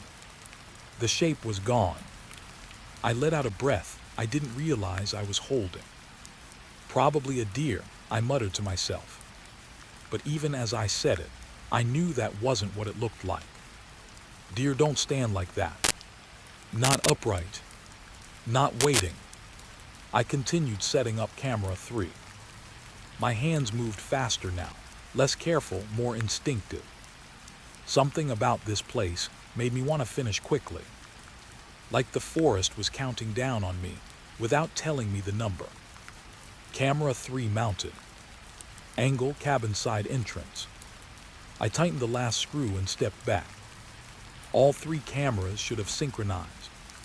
But instead, camera 1 came back online. On its own. No signal recovery sound. No reset notification. Just sudden, quiet activation. And it was no longer pointing at the cabin. I frowned. Checked the mount. It hadn't moved. But the feed showed something different. The camera view was now angled slightly downward. Like something had leaned in front of it. I zoomed out of habit. The ground in front of the lens was visible. Leaves, dirt, footprints, fresh ones. I blinked. That wasn't possible. I had been alone since I arrived. I replayed the last few seconds. Same result. Fresh footprints appearing in real time. Moving away from the cabin. Then stopping. Right at the edge of the frame. My stomach tightened. I looked up. The forest hadn't changed. But it felt closer. Like the trees had shifted inward while I wasn't paying attention. A notification popped up on camera 2. Motion detected. I tapped it immediately. Live feed opened. Empty forest view. No movement. Then a second later. A blur crossed the frame. Too fast to identify. The camera tried to auto-adjust focus. Failed. Then another blur. Closer. Not running. Walking. Deliberate. My mouth went dry. I whispered hello. Stupid, pointless. The forest didn't answer. But the camera did. Audio feed activated automatically. At first only static. Then something inside it. A sound. Not wind. Not animal. A dragging noise. Slow. Heavy. Like something moving across dirt with too much weight to lift properly. I backed up instinctively. My boot hit a root. I almost fell. Caught myself. And that's when I noticed it. The cabin door. It was open. I hadn't opened it. I was sure of that. I hadn't even gone near it yet. My eyes snapped back to the tablet. Camera 3 feed. Still pointed at the cabin. Still stable. But now the open door was clearly visible. And inside. Darkness. Deeper than it should have been. Like the interior didn't belong to the same light as the outside world. I stepped forward without thinking. One step. Then another. My rational mind tried to catch up. Wind, animals, faulty mounts, reflection distortion. But none of those explained the footprints that were now appearing on camera 1 again. New ones. Closer to me. I stopped walking. The forest went quiet in a way that felt intentional. Not natural quiet. Controlled quiet. Like something had turned the volume of the world down, just to make sure I heard what came next. A sound behind me. Very close. Not a branch. Not wind. A soft shift in the leaves. I turned slowly. Nothing there. But camera 1 feed updated instantly. And in the frame, I saw myself. Standing. Looking in the exact direction I was looking now. But I hadn't moved that position yet. That version of me did not match my body. It was half a second ahead. or half a second wrong. My breath caught. I whispered again, "This is just equipment lag." Even I didn't believe it. The second version of me on the screen turned its head slightly. Not fast, not dramatic, just enough to acknowledge something behind it. Then the feed glitched. For one frame, and something stood behind it. Tall, too still, not fully formed in the image. Like the camera refused to capture it completely. And then, camera one shut off again. This time not slowly. Instantly, like something had cut its eyes closed. My hands started shaking now. I checked camera 2. Offline. Camera 3. Still active. Still pointed at the cabin. Still showing the open door. But now the door looked wider. Like it had been opened further while I wasn't looking at it. And something darker than the inside stood just at the threshold. Not stepping out. Not stepping in. Just waiting in the frame like it knew I would eventually look directly at it. My throat tightened. I took one step back, then another, but I didn't turn around because I suddenly understood something I didn't want to understand. The cameras weren't recording the forest anymore. They were syncing it, matching it, learning it, and the moment I had set them up, something had started using them to see me back. The cabin door creaked slightly on the feed, not on the wind, not physically near me, only through the camera, like the sound belonged inside the system, not the forest. Then the image shifted again, just slightly, and for a split second, I saw the forest from a different angle, from behind me. And in that angle, I was no longer alone. I stopped trusting the cameras after the third movement. Not because they failed, because they didn't. They were working too perfectly now, too clearly, and what they were showing me didn't belong in any normal wildlife study. I was sitting in my tent when the first alert came. Motion detected, camera 2. I didn't rush this time. I just stared at the notification for a few seconds, like I was hoping it would change its mind. It didn't. I opened the live feed. The forest looked normal at first. Leaves moving slightly, low light, shadows stretching between trees. But then I saw it. A slow shift near the ground. Something moving between two roots. Not crawling like an animal. Not walking like a person either. Just folding through space in a way that didn't match either idea. I zoomed in. My fingers were slower than usual. Careful, afraid of what clarity might do. The shape came into focus for a second, and I wish it hadn't. It wasn't fully visible.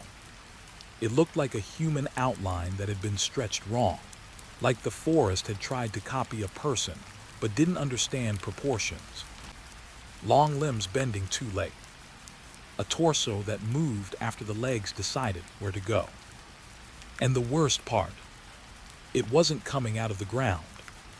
It was coming into it. Like the soil wasn't solid. Like it was just another space to pass through. My throat tightened. I whispered, "That's not an animal." But I couldn't finish the sentence, because the movement stopped, right in the middle of the frame. Still, completely still. Then camera 3 flickered. Motion detected. I switched feeds immediately. Camera 3 pointed toward the old cabin entrance and the slope beneath it. Nothing visible at first, just the dark soil lying under the wooden foundation. Then something shifted under the ground. Not above it, under it. The soil lifted slightly in one place, like something underneath was pressing upward without breaking through. Then it moved sideways, slow, controlled, Not digging, not tunneling, more like sliding through something that didn't resist it properly. I leaned forward unconsciously, my face too close to the screen. And then I saw it again. The shape, except this time it wasn't outside. It was under the cabin, moving parallel to the foundation, following it like it understood the structure above. I checked camera 1, offline. Camera 2, still active, but frozen on the same frame. No update, no error, just paused like time had been told to stop inside it. Camera 3 kept rolling. The shape moved again. This time it reached a point directly beneath the cabin's front steps. And stopped. Not like it lost direction. Like it was listening. I realized I was holding my breath again. My chest hurt from it. Then, a second shape appeared. Not entering. Not emerging. Just joining. From the opposite direction. 2 movements under the soil. Both slow. Both deliberate. Neither touching each other, but clearly aware of each other. They moved in parallel lines under the cabin like they were mapping it, like they were studying its underside. My hands started shaking. I lowered the brightness of the screen without thinking, as if less light would make it less real. It didn't help. A new alert came in. Camera 2 resumed. I switched instantly, and what I saw made my stomach drop. The frozen frame was gone. Now it was live again, but the angle had changed. Slightly, as if the camera had been turned a few degrees without being touched. The view now pointed directly at the ground, at the roots, at the soil, and something was rising, not breaking through, just becoming visible. A hand, or something that resembled one. Too thin, too slow, fingers extending in a way that didn't feel like muscle movement. More like instruction, like it was being told how to appear. Then it stopped again, half visible, half hidden. My mind tried to label it. Animal, human, mistake. None of it fit. Then the radio in my tent crackled. I didn't even remember turning it on. Static filled the space for a second. Then a soft sound came through. Not language, not fully, but close enough to make my skin tight. A broken rhythm of breath and syllables, like someone trying to speak while learning how mouths worked. I turned the volume down. It didn't stop. It wasn't coming from the radio.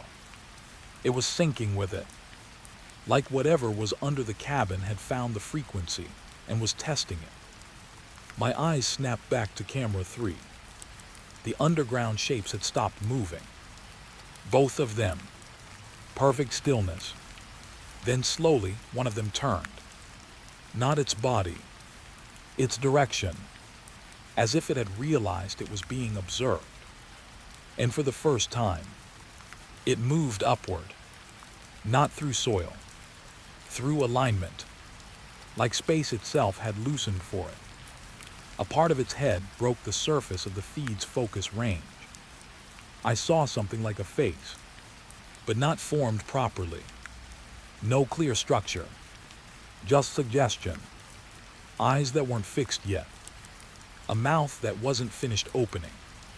And then, it looked at the camera. Directly. I felt it before I understood it. That moment when observation stops being one-sided. My phone buzzed again. Unknown alert. Not from the app. From the system itself. A message appeared across all feeds at once. Observation match confirmed. I froze. My mouth went dry. Because I hadn't set any observation parameters. This wasn't part of the survey protocol. This wasn't even part of wildlife tracking. This was something else. Something responding. Camera 1 came back online without warning. The feed was different now. Not pointing at the cabin, not at the forest, but at me. My tent. From outside, my breath stopped completely. I could see the outline of the fabric, the faint glow of my device inside, and my own shadow moving slightly as I sat there. But the angle wasn't mine. It was higher, like something was standing above the tree line looking down. I turned slowly in real life. Very slowly. Nothing outside my tent. Just darkness and trees. But the camera didn't match reality. It kept showing my tent. Kept showing the angle from above. And something moved into the frame behind it. Slow. Human-shaped. But not fully human. It stopped just at the edge of visibility. Like it was deciding whether I was ready to see it clearly. My throat tightened so hard it hurt. I whispered, "What are you?" No answer, but camera 2 responded instead. New movement under the cabin. Faster now. No longer observing. Approaching. Both underground shapes moving toward the same point. The center, beneath the structure. And then the soil on camera 3 cracked slightly.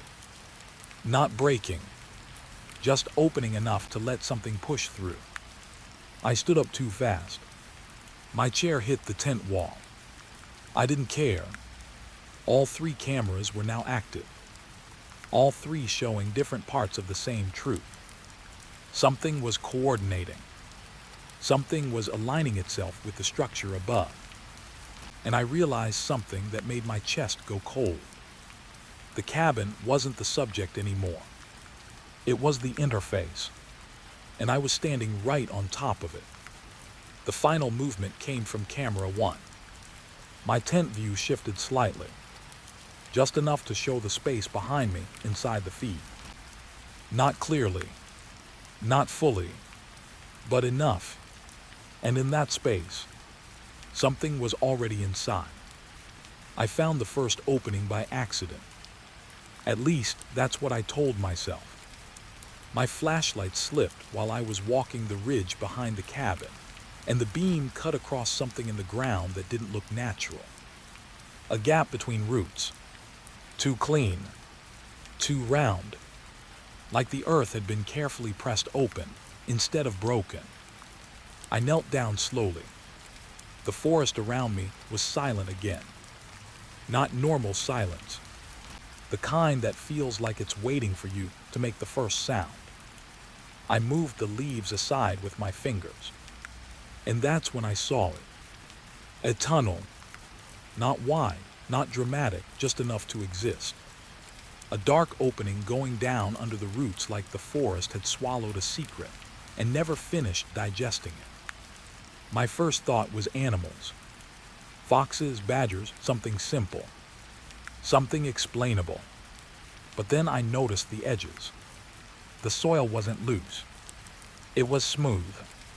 Compressed. Like something had passed through it repeatedly, not digging. Moving.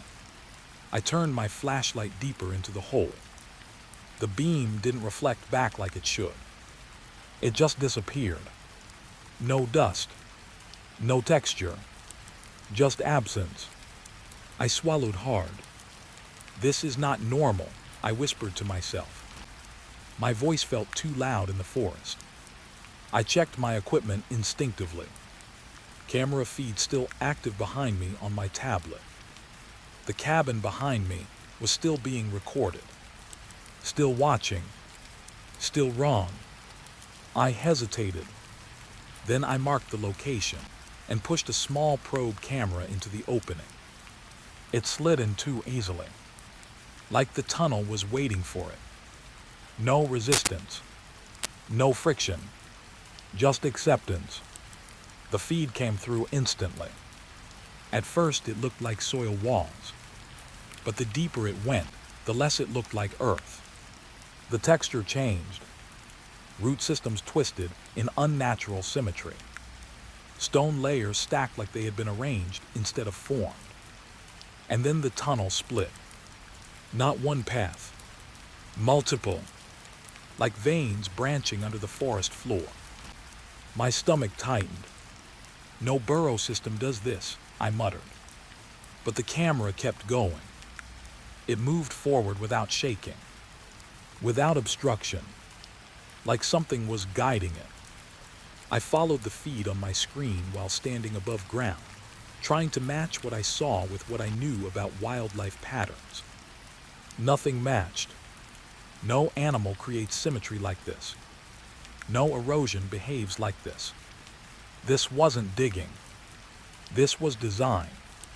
The camera reached a wider chamber, and I stopped breathing when I saw it. Marks on the walls. Not scratches. Not claw marks. Imprints. Like something had pressed against the earth from both sides repeatedly. Hundreds of them, layered over each other. Some old, some fresh. Too fresh. I zoomed in.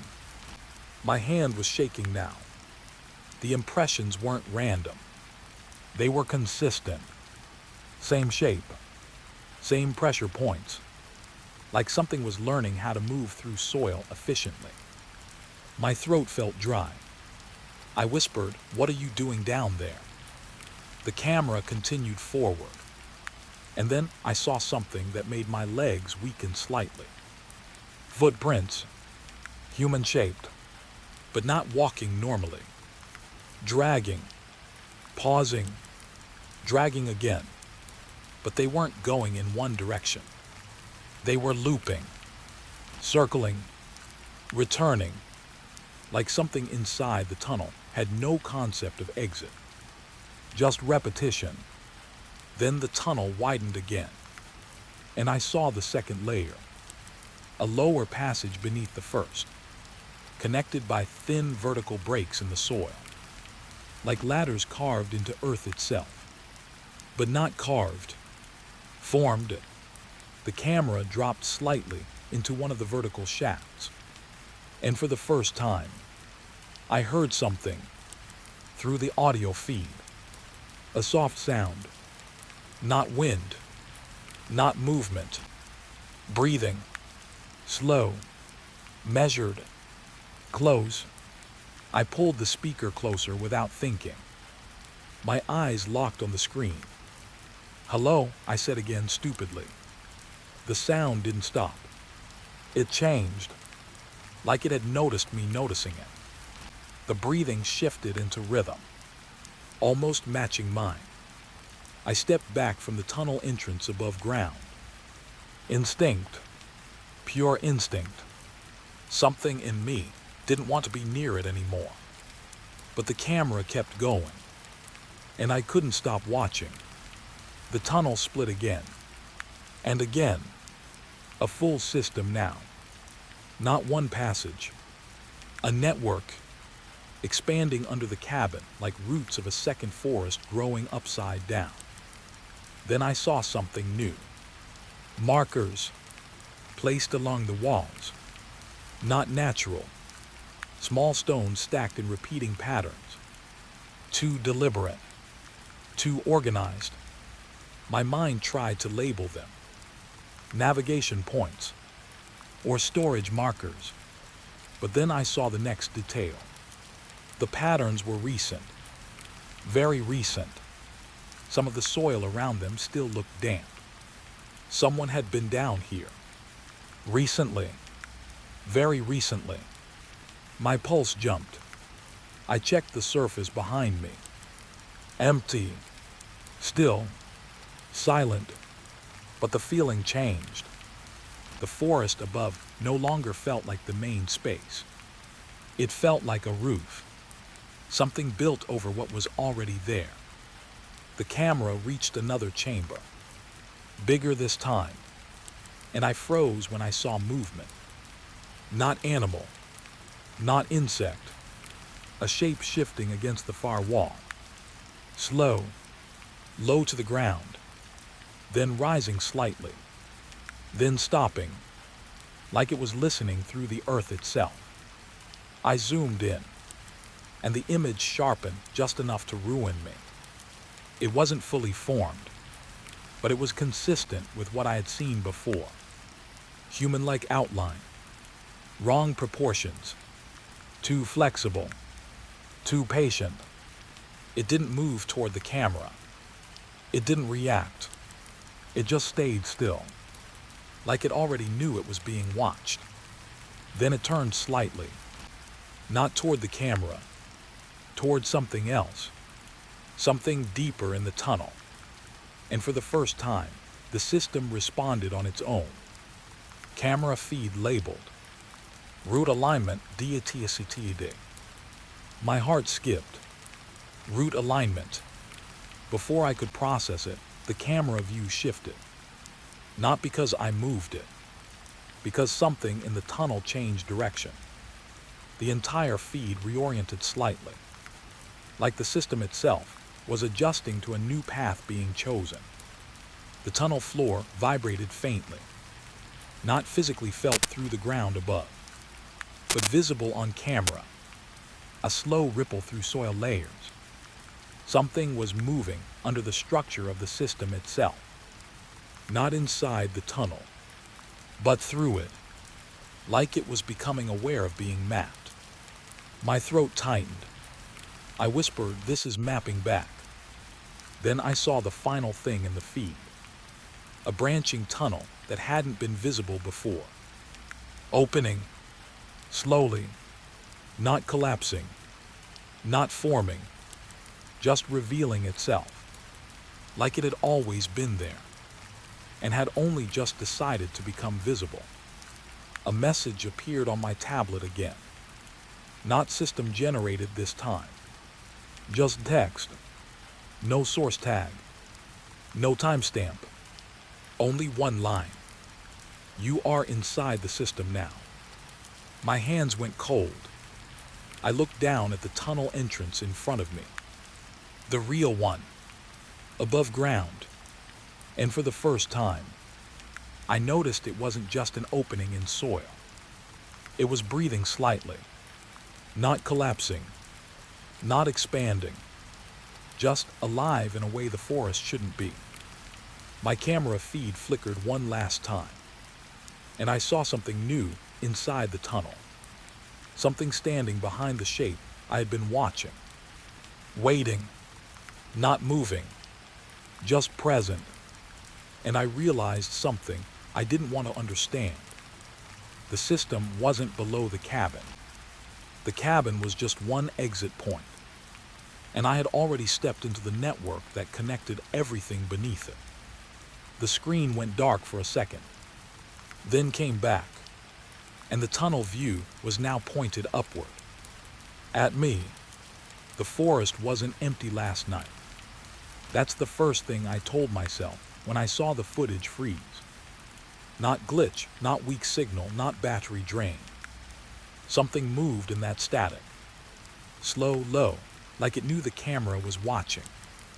I leaned closer to the monitor, my face almost touching the glass. The cabin behind me was silent, but my ears were full of that same sound again, that soft, dragging noise under the earth. It started 2 nights ago. At first, I thought it was animals, maybe badgers, maybe foxes digging too close to the cabin foundations. But animals don't move like this. They don't pause right before the sensor triggers. They don't stop, as if they're listening back. I pressed rewind on the footage again. Same frame, same timestamp, 03:14 a.m. A blur near the tree line. Then nothing. Then a shape again. But this time it was closer. My throat went dry. I whispered without meaning to, "That's not wildlife." The radio on my desk crackled once like it heard me, then went silent. Outside, the wind pushed against the cabin walls, slow and heavy. The kind of wind that feels like it's trying to get in, not pass through. I stood up, walked to the window. The forest looked normal, Too normal, trees standing still like they were pretending. But I kept staring anyway, because something about it felt staged, like a picture holding its breath.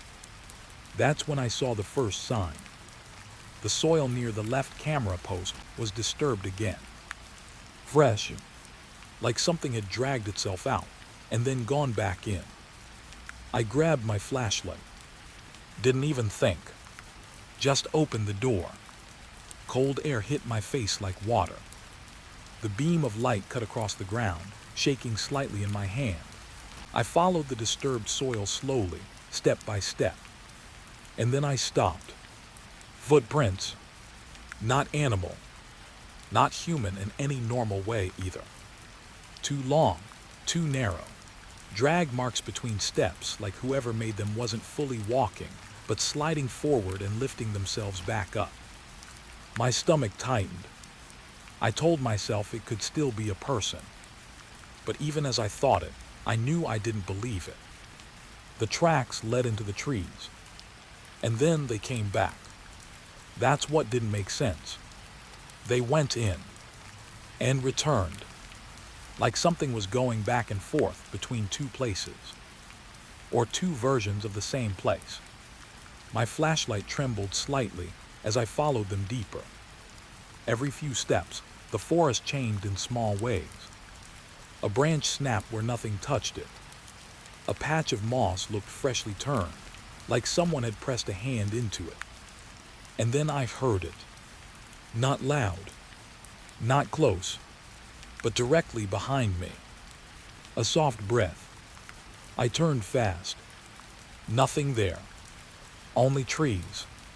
But the silence after it felt heavier, like the forest had just finished speaking and was waiting for my answer.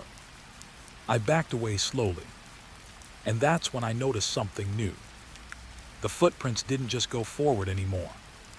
They surrounded me. Not all at once. Gradually.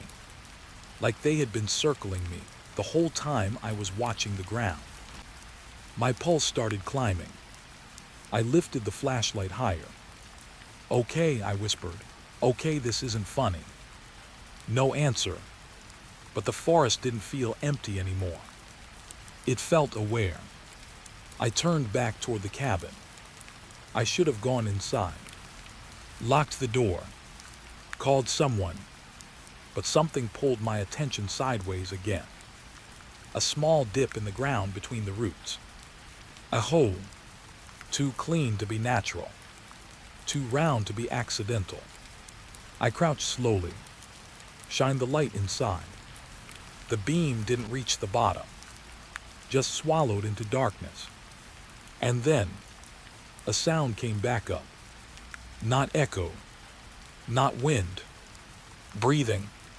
Slow, controlled, patient. My hand froze midair. I swear I didn't move closer. But the sound got clearer anyway. Like whatever was down there was adjusting to me. Listening to my distance. Matching it. I stepped back immediately.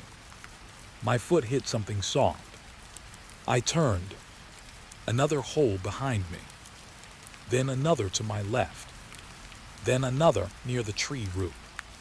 All identical. All newly opened. My chest tightened so hard it hurt. This wasn't digging. This was layout. Something was arranging space under the forest. Designing it. The radio on my belt crackled again. This time it stayed on. A voice broke through. Not mine. Not official. Just broken words. Still above.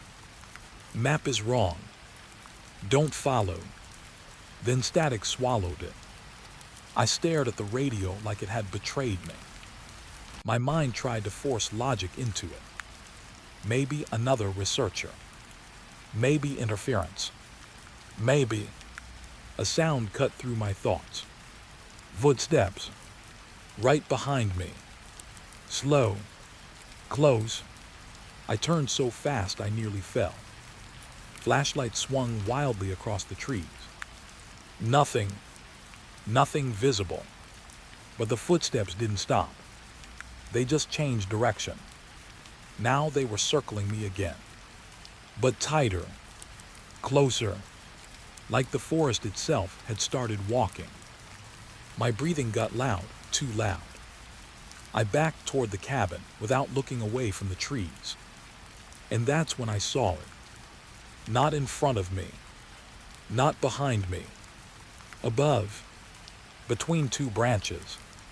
A shape, not fully formed, not fully still. It wasn't hanging. It was positioned, like it had chosen that exact point to exist. Its outline shifted every time I tried to focus. My flashlight hit it, and for half a second, just one, I saw something like a face. But wrong. Not eyes, not mouth, just spaces where recognition should be. Then it moved. Not jumped, not fell, moved downward in a controlled slide, onto the ground without sound. And the moment it touched the earth, all the holes around me stopped breathing. Complete silence, like everything had been holding itself open and just decided to close. I ran. I didn't think. I just ran straight to the cabin. The door slammed behind me so hard the frame shook. I locked it. Twice, then 3 times. My hands were shaking so badly, I dropped the key once. Inside, everything felt smaller. Too tight. Like the walls had moved closer while I was outside. I leaned against the door and listened. Nothing. No footsteps. No wind. No breathing. Just silence that felt organized. I went to the monitor again. My hands still wouldn't stop shaking. I checked the camera feed. The forest was still visible, but different. Not visually.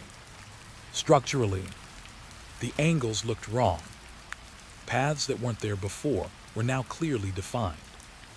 Like something had been adjusting the world while I was inside it. And then I saw it, right at the edge of the camera frame. Something standing still, watching, not moving, just waiting. I zoomed in. My breath caught halfway, because it wasn't outside the forest anymore. It was closer, too close, like it understood where the camera, blind distance ended. And it was standing exactly there. My screen flickered, just once, and in that flicker, it stepped forward, inside the frame, inside the boundary, inside the system. I jerked back from the monitor so hard my chair hit the wall. My heart hammered like it was trying to leave first. I whispered, "No, no, no, no." The radio turned on by itself. No button press. No signal trigger. Just on. And a voice came through again. Clearer this time. Closer. "You didn't find the forest." I froze. The voice continued. "The forest found you." The lights in the cabin dimmed slightly. Not a blackout. Not failure. Just hesitation.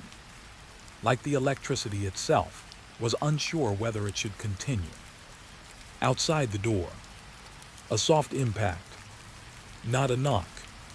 More like something placing weight against the wood. Testing it. Feeling it. The same slow breathing returned. Right through the cracks. Not loud. Not urgent. Patient. Waiting for me to respond. My throat felt like it had forgotten how to swallow. I didn't move. Didn't speak. Because suddenly, I understood something I didn't want to understand. The cameras weren't recording the forest. They were mapping me. And whatever was out there was using that map. Another soft impact on the door. Closer this time. And right before the silence broke again, I heard something I shouldn't have been able to hear at all. My own voice, From outside, whispering through the wood, open the door. I stepped back slowly. My hand reached for the flashlight without thinking. And in the dark corner of the cabin, where the light didn't fully reach, something shifted. Not entering, not leaving, just waiting. And for the first time since I arrived here, I realized the worst part wasn't the forest. It was the fact that it had already decided I belonged inside it. And whatever was waiting beneath it wasn't done learning me yet.